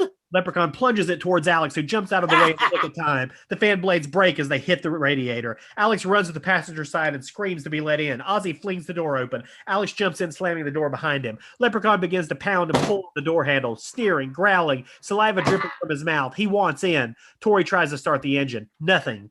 He's got the cap. On the windshield, Leprechaun swings upside down into view. He draws back his fist and punches into the windshield. Inside, everyone is sprayed with glass as the hideous fist shoots through. The palsied fingers grope for someone. Everyone presses up against the back seat and can't let this thing touch them. Tori's mind going a mile a minute. What can she do? Has to do something. Then her hand fumbles for, close on the cigarette lighter. She punches it in. Sees like something. Wait. Oh, Jesus Christ. Drink! Seems like hours waiting for it to heat up. Pop! She grabs the lighter out of its socket, presses it hard on Leprechaun's nose, and sizzle as his flesh burns and he screams and draws his head back and his nose smokes. Leprechaun is pissed now. He waddles the side of the truck, chomps down on the door handle, working his mouth around it, and he rips the truck door right off its goddamn hinges, flings it away, thrusts his head into the cab, and bites Ozzy's ear. Then he scurries off and waddles back into the tool shed. My ear! He got my ear! Inside the pickup, Tori is trying to wrap Ozzy's ear with some cloth. He just bit it, Ozzy. They hear loud tinkering coming from the shed, and Leprechaun is building something. What the heck is he doing in there? The doors burst open, and we see Leprechaun has made his toy electric Jeep into a strange road warrior type vehicle, painted all black, steel screens covering the cab and steel covers on the body, and the bumper has been reinforced into a large battering ram. He guns it and heads straight for the stalled pickup. As the toy Jeep hits it, bash! Again, Leprechaun hits the pickup, and his tiny little Jeep actually begins to push the pickup along. The toy Jeep's wheels churning, grabbing traction, and actually shoving the pickup along the ground sideways. Bring around the rosy, a pocket full of posies. Ashes, ashes, you all fall down. He pushes it over into a small ravine, tumbling, landing upside down in the bottom of it. Leprechaun gets out of his toy Jeep and waddles down into the ravine, giggling and laughing, making a finish line out from his mouth. In the ravine, we see Leprechaun's legs, watching his big old buckled shoes trampling through the high bush in the ravine. He moves to the upside down pickup, peers into the broken window. It's empty. Leprechaun's pissed. He snarls. Where'd you go, my friends? Looks around. Come to me, my lads. I want to know something. I want to know where my gold is. Now give it back to a little old harmless leprechaun. Drink on that gold. Tori has placed a crude bandage on Ozzy's ear. Otherwise, they are okay. They watch as Leprechaun's ugly feet move right past them, not seeing them. They don't breathe. Come out, wherever you are. The Leprechaun is one demented guy. He spots them, gives chase, gaining on them as they head for the front door. They head there. The Leprechaun right behind them. They pull the door open and rush inside. Leprechaun moves in right behind them, but Nathan slams the door shut just as Leprechaun manages to stick his hand through. Thush! Leprechaun pulls his hand back, and we see it's missing. Leprechaun's severed hand lies on the porch, sheared off at the wrist. The fingers begin to move, and the severed hand begins to crawl away like an ugly, distorted spider. Leprechaun grabs his hand. Talk about giving a hand. Leprechaun puts the severed hand into his coat pocket, but the wiggly hand crawls out as Leprechaun tries to keep it from climbing out of his pocket. Tori and the others are locking the door and pushing couches and such up against it. Others go to the window. He's not out there. My God, that thing out there, you all saw. A phone. Have to call for help. Phone is dead. JD's hospital room, slamming the phone down for the 15th time. Worried, he picks it up and dials. Hello? I've been having trouble trying to get through to 555-2734. Yeah. Okay. Line's down. Are you sure? That's impossible. No, I've been trying for the last hour. Okay. Thanks. J-Day hangs up, really worried now. Our group is in action, locking up the place, securing it. Nathan and Deputy Pryor are propped up on a couch. Nathan is Deputy Pryor. Did I miss a part where Deputy Pryor came into the picture? You're back, Deputy Rain. All I feel like right. maybe that was in the page we missed somehow. I don't know. I'm not sure. But evidently Deputy Pryor is there. Nathan is changing his bandages, and Ozzy has a blood-soaked bandage on his ear. Alex moves into shot. You got the back door, right? Yeah, I checked all the back room windows too. They're locked up tight. Double check the windows in the kitchen. Tori checks Ozzy's ear bandage.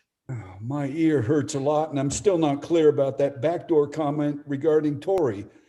Probably made a boot out of my ear. Yeah, but it's just a small boot. Ralph isn't happy about this at all.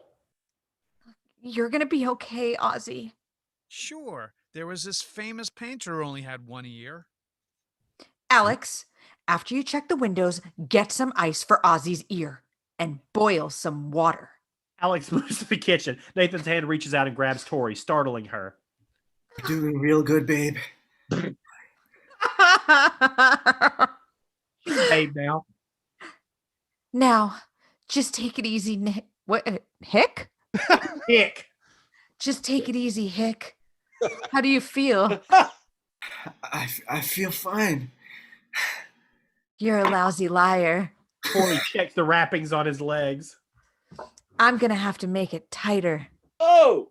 Too tight. Oh! He shakes his head no. Alex returns with a bowl of ice, and Tori wraps up some cubes into a towel and presses it against Ozzy's bandaged ear. Kind of like my ear, you know.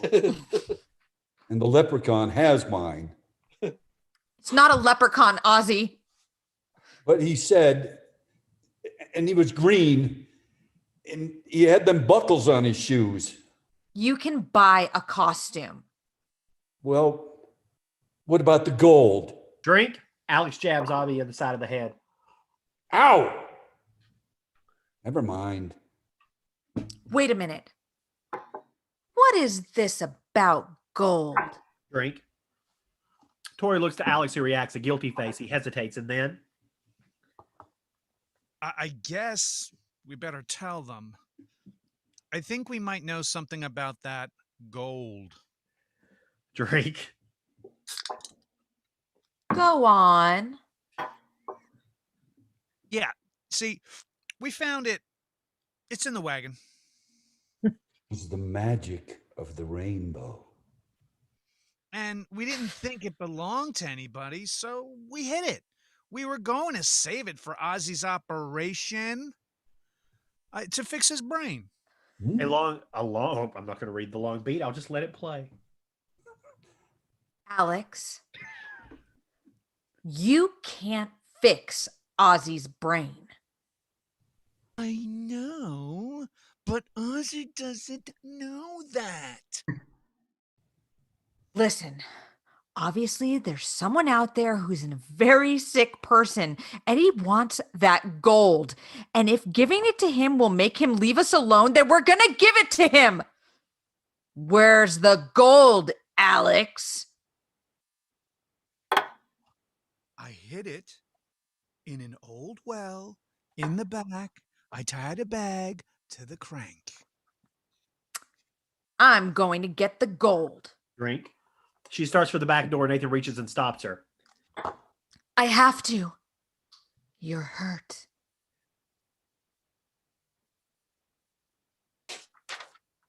But take this. He brings up a heavy shotgun, hands it to her. She doesn't take it. I've never held a gun before. I hate guns except on your arms. Sexy beast. Opens the slide, loads it with 5 shells, and cocks it.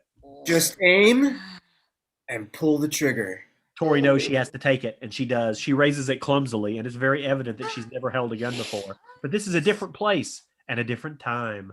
I don't know how to use my hands. I'll be okay. All he wants is the gold. He'll leave us alone if he gets it.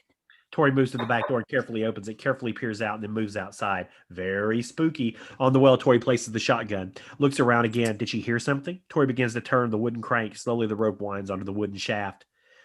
Something comes waddling through the foliage and heading into the backyard of the farmhouse, spots Tori and stops. She senses something stalking her. Then she looks and sees something scuttling through the bushes and right towards her, faster and faster. Tori's time is running out, but she's got to get that bag of gold. It's winding, but not fast enough. Begins to fray, then snaps. Tori desperately grabs for the gold bag, catches it at the last second. Shit! Tori holds the bag of gold, turns around, and there's the leprechaun. Hush, little baby, don't say a word. Give me gold for a mockingbird. Drink. Magically, Leprechaun produces a mockingbird and it flutters at Tori's face, flying away. Tori's shaken, but she knows what she has to do. She holds out that bag of gold. Here. This is what you're looking for? This is it, right? Me gold? Drink. Yes. It's the gold. Take it and just leave us alone! How do I know it's me gold? Maybe it's a trick. It's no trick. Just take it and leave us alone! He holds out the bag. Leprechaun's ugly hand reaches out and takes it, and with some magical Disney dust, the bag floats over to Leprechaun. Me powers are returning. He brings it to his ear and shakes it, smiling at the clicking sound. It sounds like me gold. He opens the bag and peers inside. Oh, it looks like me gold. Sniffs the bag. It smells like me gold. Bites on a coin. It tastes like me gold. He does an Irish jig for a few beats and scurries up the coin. Grabs her face and squeezes her cheeks. Oh, a pretty lass. How about giving Daddy a kiss? Leprechaun puckers his lips at Tori, then jigs his way into the foliage as his shocked Tori moves back into the house. He's in love now. Tori bolts the door behind her, moves to the others, all eyes on her. He took it. He got what he wanted. We can get everyone to a hospital and we can go for help. We're going to be safe now. It's all over now. Outside, Leprechaun is counting his gold coins. 96, 97, 98, 99. He stops. Only 99. I'm missing coin. I've been tricked.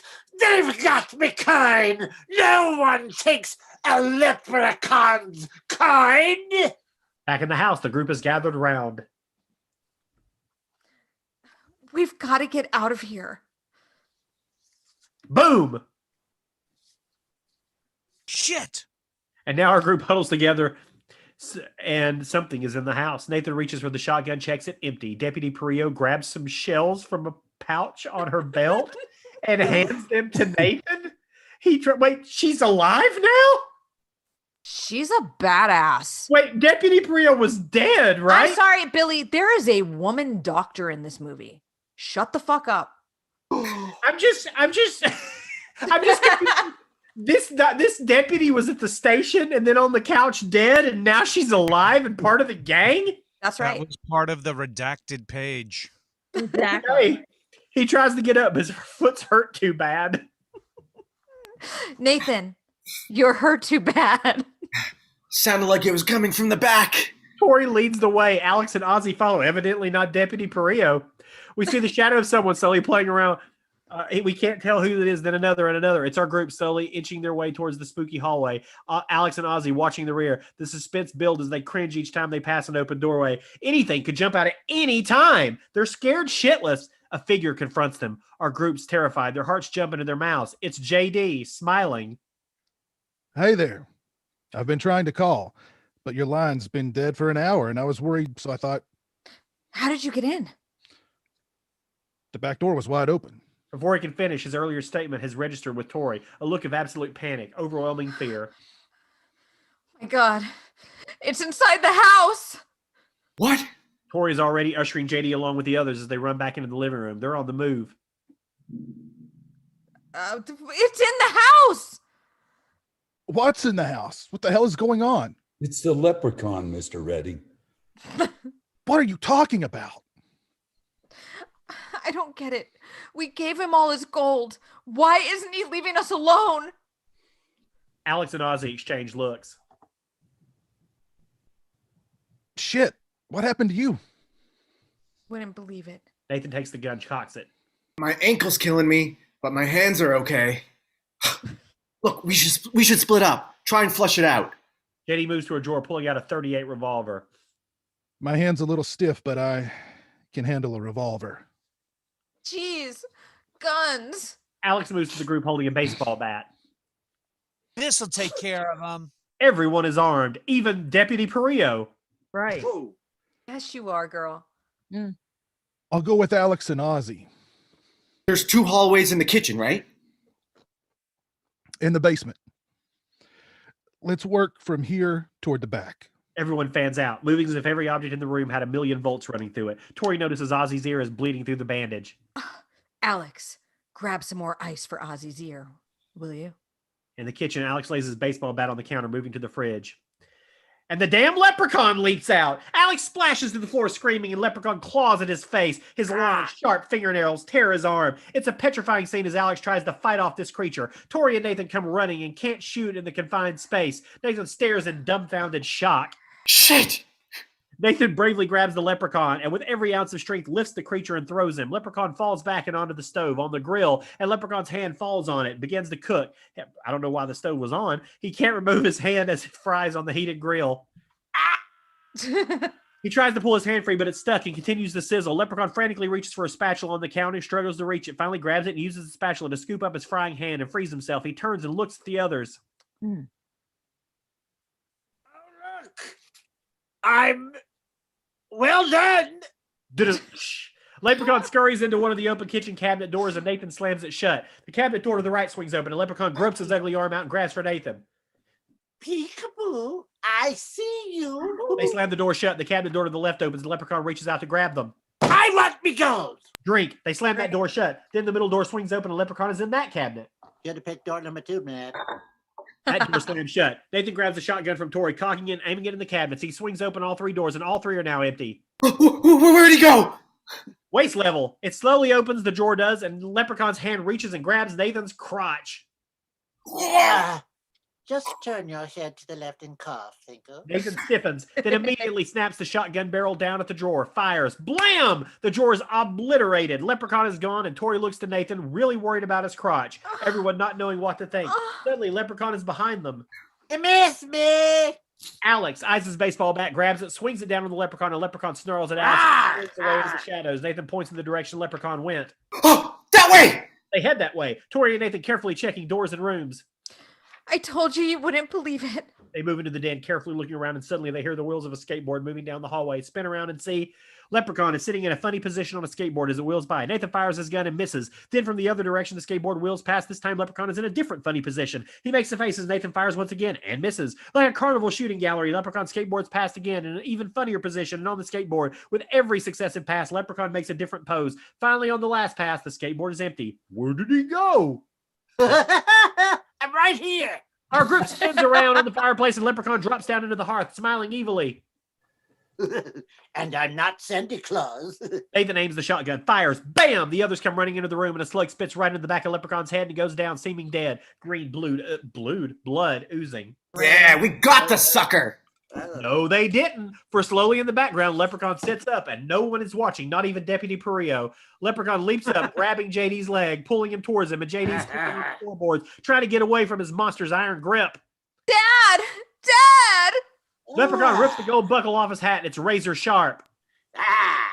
Maybe he's got the rest of me gold.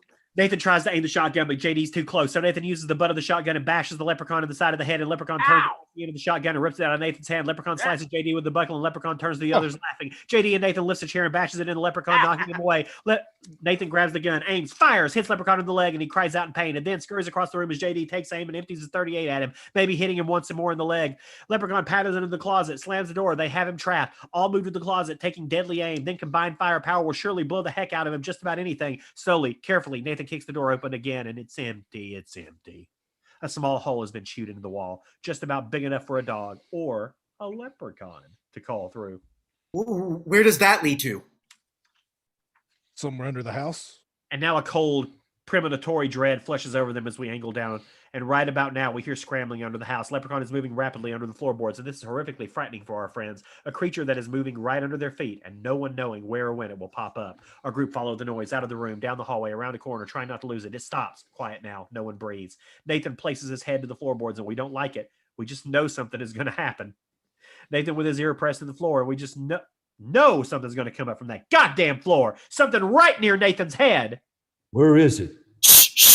And now we are very, very tight on Nathan's head as he presses his ear down to the floor, trying to hear something. And we're thinking maybe Nathan should get his head up from the floorboards. Suddenly, Leprechaun is taking off, and our group follows. Around another corner, and the scurrying noise takes us right through the kitchen into the back door, leading outside. And we hear Leprechaun scurry passing out from under the house into the backyard, but no one leaves the house. They peer out the curtains on the back door, looking for Leprechaun, and they all breathe a little easier. At least he's out from under the house. But not really, because up through the floorboards comes Leprechaun. Wood splinters and sprays all over his wicked evil creature hoists himself up through the floor. Like an evil baby monster hatching from an egg, he stands, laughing evilly. We got to start meeting like this. He levels a shotgun at Leprechaun. You got that right. Blam, blam, blam, blam. The force pushes Leprechaun back and right through the basement door. We hear him scream in agony as he tumbles down the stairs. No one is in a hurry to look down there. Everyone points their weapons in the doorway. Think we killed it? Not a chance. Is there another way out? There's a window that leads to the outside. We hear glass shattering and Leprechaun crawls out of the basement, and Tori puts her arm around Nathan, comforting him. Then the phone rings. Tori picks it up. Hello? Help! Help us! We're trapped in. Where's the rest of me gold? Drink. Carrying your phone. She slams down the phone as if it were deceased. Then, in a fit of rage, rips the phone from the wall and tosses it into the center of the room. Then the phone rings again. How in the hell? A long beat, and Tori moves to the detached phone and picks it up, listens in the receiver. A leprechaun can do magic, my dear. His hand reaches through the phone now and tries to grab Tori. Now give me the gold! Drink. He throws down the receiver. Everybody is shocked and freaked out, and everyone is very quiet for a long time. And then... What do we do? We gave him his gold. We gave him what he wanted. I think I know what he wants. He wants his last coin. What do you mean? I swallowed one of the coins when we were hiding it in the well. I accidentally swallowed a coin. It's in my bowels.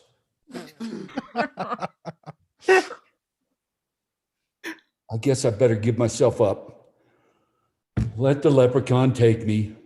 He's not going to take you, Ozzy. We're going to protect you from whatever that thing is. But he wants his coin.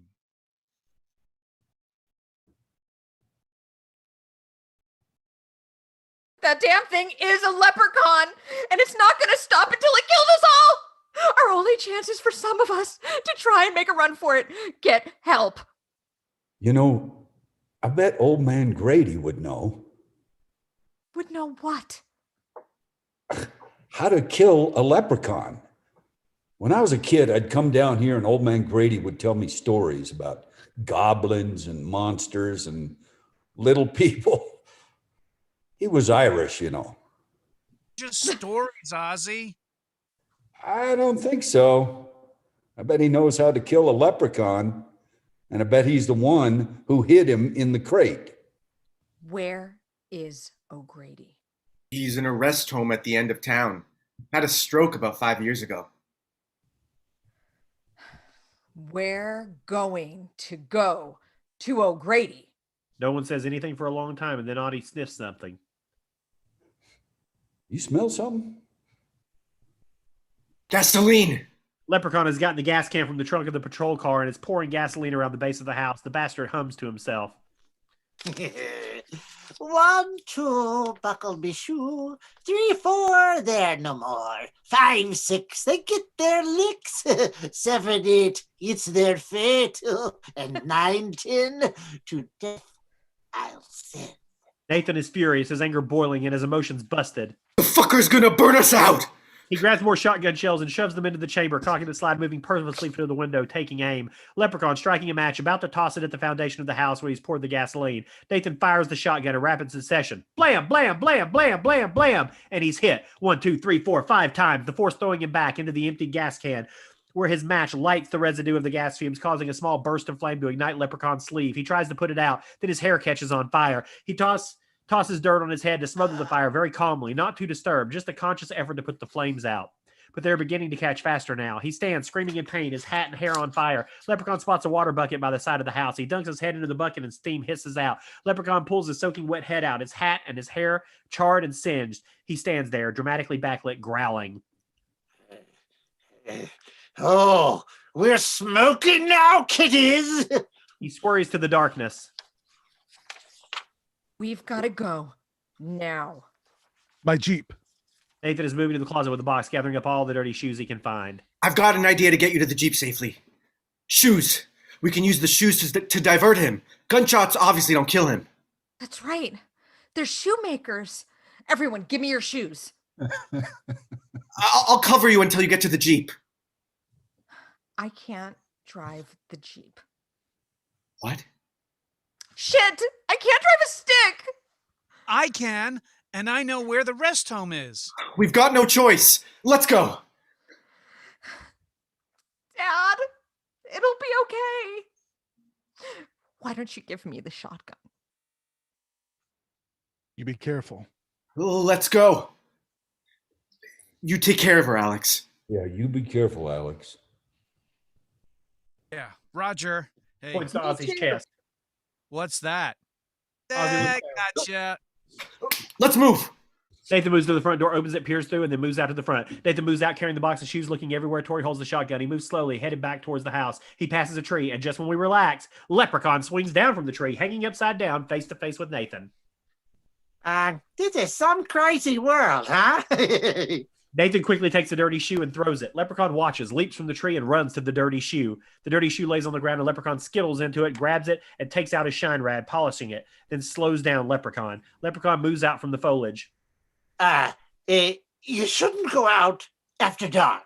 Nathan throws another shoe out into the field, and Leprechaun tries to resist, but chases after that shoe, grabbing his shine rag and sits, polishing the shoe as fast as he can. Another shoe is tossed, and another, and another. Nathan throws the last one out, and Alex and Tori get into the Jeep. Go! Alex starts it, jamming the gear into first and screeching out into the driveway. Nathan runs to the house.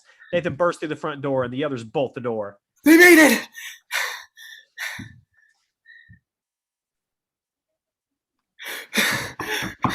Is it me or Ed? Not. Oh yeah, this is Ed. Where? Tori's voice. Oh, that is me. Where's that at? Drink, Sean. What page? 90s. 96. 96. Dad. Oh. Dad, it's me, Tori. I've been hurt. I'm bleeding bad. Let us in. Exchange glances. Dad, it's me. He got one of my fingers. The middle one I need. The one I point with. Open the door. Oh God, I'm hurt bad. JD wrestles with the decision. Dad, please, it's not the leprechaun. It's me. God, you have to believe me. Like the time you sold me the tickets. Please open the door. It's got to be a trick. That's my daughter's voice. What if you're wrong, Nathan? What if she did come back? But I saw them make it to the road, and then they ran. We can feel the trauma going through JD. That's Tori. JD makes a choice. He very, very carefully and slowly begins to open the door just an inch, and a green, scary hand with sharp, blackened fingernails slithers into the crack of the door. JD and the others pull the door closed. On the roadway, Alex is driving like a wild man, fishtailing and squealing out onto the road. He's got more guts than skill, and the Jeep swerves off and into a small ditch on the side of the road. We couldn't have picked a scarier road at night. Alex guns the engine, but the rear wheels just spin in the dirt. Come on, Alex, get it going. I'm trying as hard as I can. Grand Theft Auto wasn't invented yet. Leprechaun wearing a pair of rollerblade skates. He's gaining speed as he heads down the roadway, nearing the stuck Jeep, coming closer and closer. Alex trying frantically to get the hell out of there. The rear wheels spinning, the Jeep going nowhere. Tori looks back and spots the Leprechaun rolling their way. Oh my God, he's coming for us. You're going somewhere. That's right, you mother. Alex jams it. The Jeep lurches forward, pulling out of the ditch, and Leprechaun hangs on and is pulled along behind the Jeep as it gains speed. No, no! Ah! Yeah, I'll stop you. Alex makes a sharp right turn, but Leprechaun continues to go straight, unlike Whoa! does not go straight, gaining speed and heading down a roadway. A fence. Leprechaun skating into shot and bash! Smashes right through, leaving a perfect cartoon outline in the fence. The rest home is a nice place, peaceful. The old Jeep pulls up. Alex and Tori head into the rest home. It's dark. They sneak down a hallway, look at room numbers, then come to an elevator. It opens and the two enter, going to the second floor. We see a shadow on the wall. Could it be Leprechaun? A beat, but we see it's Alex's followed by Tori. It's dark and scary. They turn down another hallway. This time it looks exactly like Leprechaun's shadow. It must be Leprechaun. Alex and Tori move into shot and they see the shadow of Leprechaun on the wall, scared shitless, until they spot a janitor's bucket, mop, and supplies, which obviously would make that exact same silhouette. Tori and Alex moving down another hallway, dark, quiet, spooky. They turn in the direction of the sound that they just heard. Nothing is there. They move on. Tori and Alex move past the rooms, looking, trying to find O'Grady's room. A picture of Leo O'Grady in a frame on a small nightstand. We pull back to show an old man strapped in a wheelchair staring at the picture. He's in shadow and his back is to us. A sad old man. A figure moves into the room behind the old man. You believe it? No one believed it was a leprechaun. Huh? Is that right? Jumped your line. Oh. Uh-oh. He's out. He's out of the crate. You believe it? Oh, he's. No one believed it was a leprechaun. I believe it. How do we stop it? How? There's only one way. One way to kill a leprechaun. Now O'Grady wheels his wheelchair around and moves into the rich blue moonlight streaking in through the window. But I'm not going to tell you. And now we see old man O'Grady is not in the wheelchair. It's Leprechaun in the wheelchair, and he's never looked uglier or more sinister. He smiles and smiles his huge evil grin. I'll never tell you how to kill a leprechaun. Oh, no. That'll never get me the rest of me gold. Great.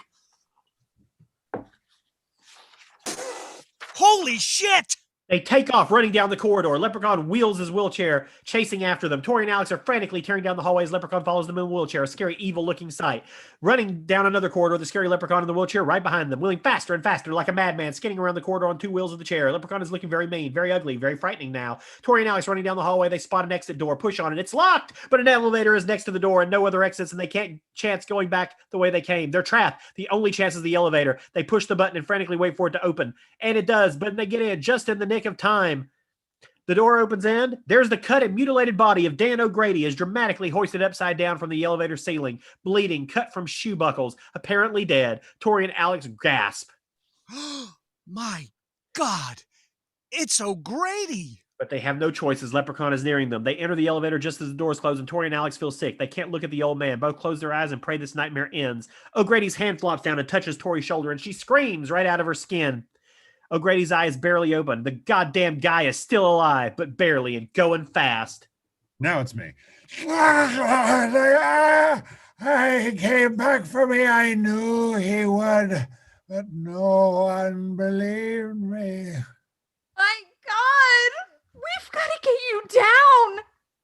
It's too late for me.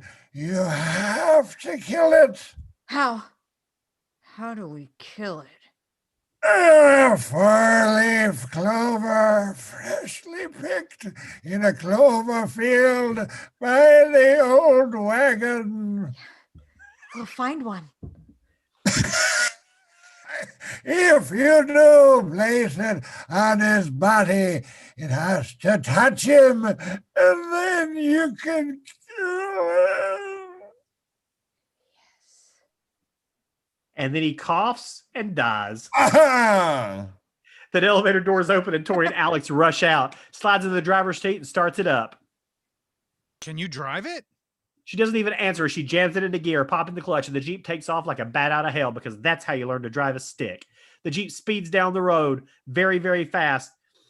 The wheelchair is going right behind it, going crazy fast, a small green hand propelling it. In the farmhouse, Tori's Jeep bounces up the dirt drive, roaring past the house and out into the field near the old carnival wagon. She skids to a stop, keeping the vehicle's headlights trained on the clover patch. Grabs the shotgun from the Jeep and cautiously moves out with Alex, and they move to the clover patch, Tori covering them with the shotgun. Look how big this patch is. We'll never find a 4-leaf clover. We've got to do it. It's the only way we can kill it, Alex. But he'll come and get us. Not if we find a 4-leaf clover first. They starts looking, picking, and discarding. The wheelchair wheels turning up in the driveway. Little sucker's got a lot of energy. Hands are bleeding green blood as he wheels the chair up the road towards the farmhouse. Oh, shit monkeys.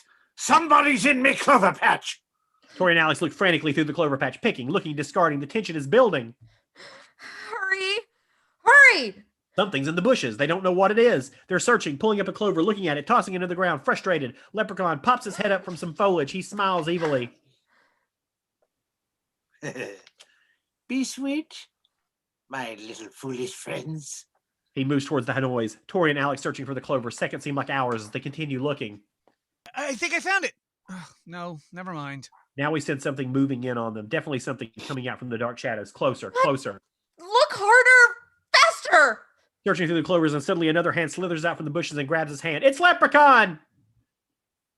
Little girls shouldn't look for 4-leaf clovers. Tori screams and yanks away, stumbling, grabs Alex and runs, leaving the shotgun on the ground. They tear through the clover patch, heading towards the end. The Leprechaun begins to run after them, and suddenly Leprechaun stops, looks at the end of the clover patch, and Tori and Alex are running through. Leprechaun doesn't go through. He steps out of the patch and goes around the rest of the clover patch, the long way around as he chases after them. Looks back as they run.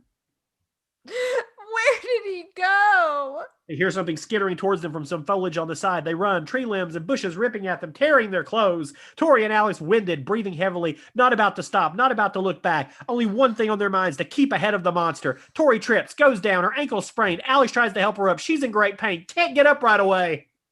Get the hell out of here, Alex! No, get up! Get up! They look up to see the leprechaun circling in on them, chomping his ugly mouth up and down, exposing his rotting teeth. Alex rips his boot off and... Eat this, asshole! Shoves his boot in Leprechaun's mouth. This buys Alex and Tori time to hobble up and continue running. They spot some thick bushes. They huddle out of sight, not breathing. And Leprechaun moves to the bushes, looking around, sizing up where they might be. And slowly we see Tori's hand wrap around a small tree branch lying on the ground. Leprechaun beginning to part the bushes, about to expose their hiding place, and Tori thrusts the hand outward, jamming the tree branch right through Leprechaun's eye. He screams in agony, dropping to his knees, grabbing hold of the branch protruding from his eye socket, and pulls it out. They make a run for it. Leprechaun giving chase. Tori not able to go any further. They come up against a fence near a hillside, not able to climb it. Tori sits, about to pass out. I can't go on. She becomes emotional. Not leaving you. Leprechaun is almost at them again. They now go accepting their fate. There's nothing they can do, nowhere to go. They are about to die and might as well get it over with. Tori looks up, spotting the leprechaun coming towards them. She stops crying now. A kind of bliss swells over them, and Leprechaun holds Alex tight, instinctively maternal. And Leprechaun holds Alex tight. Tori holds him tight. Hello. Yes. I guess I'll drink on that. Yeah. They both wait for the end to happen. Leprechaun smiles evilly, about to pounce on them. Blam, blam, blam, blam. Leprechaun is blasted back, lumbers into some foliage, screaming in pain. Nathan is holding a shotgun. Tori drop. Tori and Alex look up. Utter relief overcomes them. Nathan grabs Tori, hoists her up. She holds Nathan tightly, not wanting to let go. Nathan and Ozzy are not wearing shoes. Ozzy and Alex hug. My God. Oh, we heard the commotion. Ran out of shoes. It's a clover we need. A 4-leaf clover to kill the leprechaun. There's no telling where he's going to pop up. Suddenly, Tori stares straight out. A sudden realization comes over her. The far end of the clover patch. We didn't run through it to chase us. It stopped him. That can mean only one thing. Tori strides purposely towards the end of the clover patch, purposefully, like the type of woman who used to be married to Brad Pitt. There's a 4-leaf clover in there. My God. You're right. It kept him away. We'll be safe in that area until we find it. Tori gets on her knees, tears in her eyes as she begins searching, picking, discarding, picking. We can find it. I found one when I was a kid once. Ozzy drops to his knees and helps look, and then Alex begins looking. And Nathan, our group is concentrating on the clovers, intense, as if nothing else in the world mattered, and nothing else does. Not looking up for a second. Just pick, look, and discard. Pick, look, and discard. Leprechaun lumbers out from the foliage, spots 4 friends as they sit in the patch looking through the clovers, and Leprechaun doesn't go in and get them. He stays away. No! Stop it! Stop looking! Don't look in there! Getting frantic as he's dancing around. Ah! No! Stop looking! Stop looking! I said stop looking! They're still searching, picking, discarding. We'll never find it. It's going to be impossible. You just gotta believe, Alex. If you believe in magic, you can find one. Just believe it. Okay. Okay, fine. I believe it, Ozzy. I swear, I'll believe it. Oh no. And as Alex reaches down, we suddenly see a strange golden glow twinkle down from the night sky. It illuminates Alex's hand. He reaches into the clover patch and pulls up a clover. Alex holds it up. The clover seems to glow a rich golden color. Staring at it for a moment, not believing it. It's a 4-leaf clover! I found it.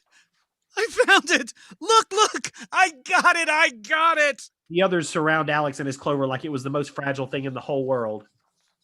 We've got to get it on him. How? He'll kill us. I'll get it on him. Ozzy's thinking. Then he grabs the clover from Alex and races out before anyone can stop him. No, the coin's in me. I'll do it. No, Ozzy. I got your coin. It's in my stomach. You want it? Come and get it. Give me my coin! And Leprechaun roaches Ozzy. Suddenly he reacts and pure terror fills his face. The 4-leaf clover is taking effect. Oh, no! Before Leprechaun can make a run for it, Ozzy is upon him, pushing him to the ground. Ozzy straddles Leprechaun and attempts to place the 4-leaf clover onto Leprechaun's forehead. Leprechaun's hand grabs Ozzy's wrist, stops him, and strains the clover as being to take effect. Ozzy uses all his weight and strength to press down. The clover is nearing Leprechaun's forehead. No, not the clover! Ozzy manages to push the clover onto Leprechaun's forehead. Nathan picks up the shotgun, moves to Ozzy and the Leprechaun, aims the shotgun directly at Leprechaun's head, cocks it in slow motion. Shoot him, Nathan. Shoot him now. Get out of the way! Ozzy rolls off Leprechaun as Nathan's trigger finger pulls the Leprechaun and click, nothing. The shotgun is out of ammo. Leprechaun sees his chance, leaps at Ozzy, the 4-leaf clover falling off his forehead. Leprechaun rips the shoe buckle off and begins to slice Ozzy with it, cutting him badly. Tori, Alex, and Nathan helpless at what to do. He's gonna kill Ozzy. Nathan uses the butt of the shotgun to bash Leprechaun off a badly hurt Ozzy. Nathan and Tori drag a bleeding Ozzy away. Alex spots the 4-leaf clover on the ground, grabs it, and then pulls out the slingshot. What are you doing? I'm gonna get that clover in him. Alex takes out a wad of gum he's been chewing. That sounds like a horrible pickup line. I'm going to put that clover in him. Then sticks the gum into the cup of his slingshot, pulls it back. Alex moves the Leprechaun who is standing in front of the wall. Hey, Lep, I got something better than gold. Drink. I got something for you to eat. Ooh. Fuck you, Lucky Charms, green bastard. Fling! The wad of gum with the clover attached flings directly into the Leprechaun's mouth. He chokes, coughs, grabs his throat as if he's just eaten poison. Oh, no. Screams in agony, stumbles back against the well and begins to melt down into a green, oozy liquid, a puddle of guts and flesh and pus dripping down the side of the well, gunking to the ground. Leprechaun continues to melt. He claws at his stomach, desperately trying to get the clover out of his system, but it's too late. His hands slosh up from the gooey green puddle, clawing at the air. Finally, the ooze drips down into the well as we hear Leprechaun's last primeval yell. Oh, is this the end of Rico? Everything is very, very quiet now on Tori, Nathan, and Alex as they surround a badly hurt Ozzy. We did it. Didn't we? Sure did, Ozzy. And I was smart, wasn't I? I still don't understand the backdoor thing, but I did a smart thing, right? Real smart, Ozzy. Despite the obvious. You just hang in there. Ozzy reaches into his shirt pocket. It's empty. No frog. I guess old Ralph didn't make it. I really loved Ralph, you know. And I love you, Ozzy. Hey, Alex? Yeah? What's this? Ha! Gotcha. First time I ever got you. You did, Ozzy. You really got me. Hang in there, Ozzy. We're gonna get you to a hospital. Suddenly, the leprechaun's ugly green hand reaches up from the well. Then his other hand comes up as Leprechaun struggles with his dying breath, trying to climb out of the well. Just a gunky, green, oozy mess. He opens his hand, and we see a 4-leaf clover. I want me gold coin. Drink. Nathan bashes Leprechaun back into the well with the butt of the shotgun, then quickly moves to the rear of the Jeep and grabs the 5-gallon gas can. He moves to the well and pours the whole can down into it and brings out a match and lights it. Run! Tori and Alex continue dragging Ozzy away as Nathan drops the burning match into the well and then runs. And where's JD during all this? And the deputy. Okay, they run from the well as fast as they can, carrying a hurt Ozzy. Suddenly, a huge fireball explosion from the well. The force of the explosion knocks everyone to the ground, and then another fireball. We move in through the flames and down the fiery well as we hear the final death gurgling scream of a dying leprechaun. They look back at the well. We did it, Tori. It's all over now. All over now. Alex spots something on the ground. Ozzy's frog, hopping out from the foliage. Alex scoops it up, holds it out to Ozzy. It's Ralph, Ozzy. Look, he's alive. I guess old Ralph made it after all. Oh. You sure did, Ozzy. Old Ralph made it, and so did we. As the others nod their heads in agreement, the flames coming through the well, we freeze and then fade to black. As eerie Irish music plays, fade out, the end of Leprechaun, also known as the Deputy Pryor story. Wow. Yes. Wow. What a journey. I'm very curious about what the fuck was going on with Deputy Pryor there. I feel like this is some weird hybrid of like 2 different drafts of the script. Oh, it totally is. Super weird. And I just don't remember it being so sweet. Like this ending is so sweet. There's no frog to my knowledge in the movie. I don't remember anything about the frog at all. Wept. Nor does JD come back to the house. He just stays in the hospital, I think. But I mean, Tori really is a hoe bag both ways in the movie and in this. Yeah. She really is, isn't she? Don't talk And about a my bad daughter. daughter. Like that, right? Jesus. Well, if you enjoyed that at home, and there's no doubt that you did it, you need to donate, if you can, to Children's Burn Foundation, which is who we're raising money for tonight. And you can do that by the description of the video or check the YouTube chat, and you'll find the link in there. Please make a donation however much you can. We would certainly appreciate it, and we know that they would. It's an awesome organization, and they deserve your support very, very much. Yeah, this is kind of the plug part of the read. Anybody got anything cool coming up they want to plug? Has anybody checked on Sean? I think I heard a thud a few minutes ago. Oh, I killed him. Oh, okay. I thought it was alcohol. I thought it was alcohol poisoning. He might be no longer with us. I will quickly plug and say that you can follow us, Scripts Gone Wild, on social media at Scripts Gone Wild all across the social medias. If you want to support us, you can do that a couple of different ways. You can do it monthly via Patreon. You can go to patreon.com/scriptsgonewild. You can vote on the Finish Your Drink lines and other fun stuff. You can also support us at paypal.me/scriptsgonewild, but we would rather you support Children's Burn Foundation. You can also buy merchandise. Like me, I'm wearing this nice green Scripts Gone Wild t-shirt. You can go to scriptsgonewild.com, click on the merch tab, and buy all sorts of fun stuff. And our next read will be on April 7th. We are doing a reading of broadcast news, which we are super excited about. We've got a very special guest for that one. Grammy, Emmy, Tony Award winner, and 7-time Oscar nominee, Mr. Mark Shaman, is joining us. All right. He did the news theme for the film, and we're going to be talking with him before the read, and we're super excited about that. I also feel like just pointing out the obvious connection here by the fact that we have the original dude from Texas Chainsaw Massacre, and we've got the dude who wrote the new, or is writing the new one, or wrote the new one. That's pretty cool. Yeah. Hey, Edwin. Hi. Big fan. Did you do the one that were in Bulgaria? Yeah. I don't know if we're allowed to say Bulgaria, but yeah, it was Bulgaria. But It's not live. Right outside La Jolla, Bulgaria, La Jolla. Yeah, exactly. No. I think it's pretty okay. I think the fact that it's a pandemic, everyone knows that we're not on normal shooting schedules. But yeah, I'm writing I've written and it's been shot. The new Texas. You already shoot. You don't call. I kill you. I kill you twice. I've been privately celebrating the fact that I've been hanging out with you on this Zoom, Edwin. This has been very cool for me. And honestly, like the best experience I've had with this movie is I hung out with Kim. And, yeah. He showed me all around. It was like really fantastic. He told me some really great stories. Back. Who played very laid back? Who played Leatherface?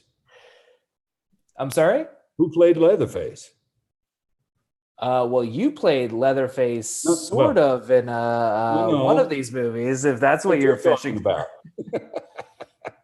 I'm talking about yours. In the new one? Yes. Mark. His name's Mark, and I'm gonna completely fuck up his last name. Mark Burnham, I think. We're obviously chopped liver, Mr. Hodder. I guess. Chopped liver.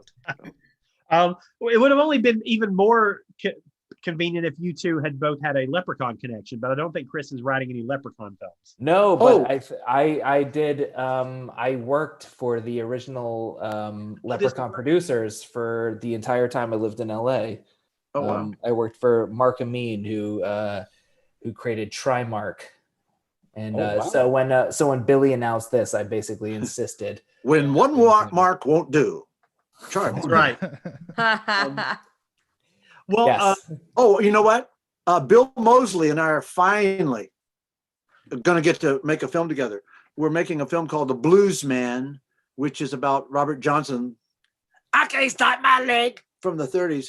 And Moseley plays the devil, and I play, you'll be shocked, a crazy guy that has to go into the cemetery and get Robert Johnson's guitar because the devil can't go in there. But it's going to be a lot of fun. Cool. Have you it's shot going to be a it? lot of fun. A lot of fun. Not shot yet, Ed? No. Stop me if you've heard this. We've almost got the money. we're like so close. Well, not that close. We're not really that close. We're kind of close. Don't worry, Ed. Kane Hodder's really rich. So Kane agreed that he'll finance whatever That's anyone what the talks two girls about in the tonight. bar told me. They said, Kane is rich. Rich. He doesn't even ask for the change. He has all the gold. Love this guy. Inside me. Well, that's a good segue into introducing our cast one more time. That was such a delight. We've got Kane Hodder. Thank you. Tiffany Shepis. Yeah. I'm sorry about this mic thing. I don't know It what sounds great now. It fixed itself. It sounds fine now. Of course. Edwin Neal. Yeah. A figment in his own brain. Brian O'Halloran. Hey. Where'd he He's go? not here. Long gone. Dumped us. Rain Pryor. Yes. Oh, dears. Dan Shockhead. Justin Powell. Yes, And Daddy. his brother just in time. Thank you for having me back. Chris Devlin. Thank you, Chris. Aaron LaPlante. Yeah. Aaron. And our designated drinker, Mr. Sean Tretta. Thank you, Jim. Turned everything off. So this is the time where I take our group shot of everybody. So there's Brian just in the nick of time. So I'm going to count to 3 and then I'm going to screenshot it. So everybody look their leprechauniest. Which is the better side? 1, 2, 3. Perfect. It's hard for me to look stupid, but I tried. It's almost impossible for me to look stupid. But Really hard. yeah. Thanks for everybody at home for tuning in. Everybody wave goodbye to the audience at home. Bye. Thank you guys so Thank much. you. Please St. Patrick's donate. Day. Happy St. Patrick's Day. Donate all your money if you have any, or when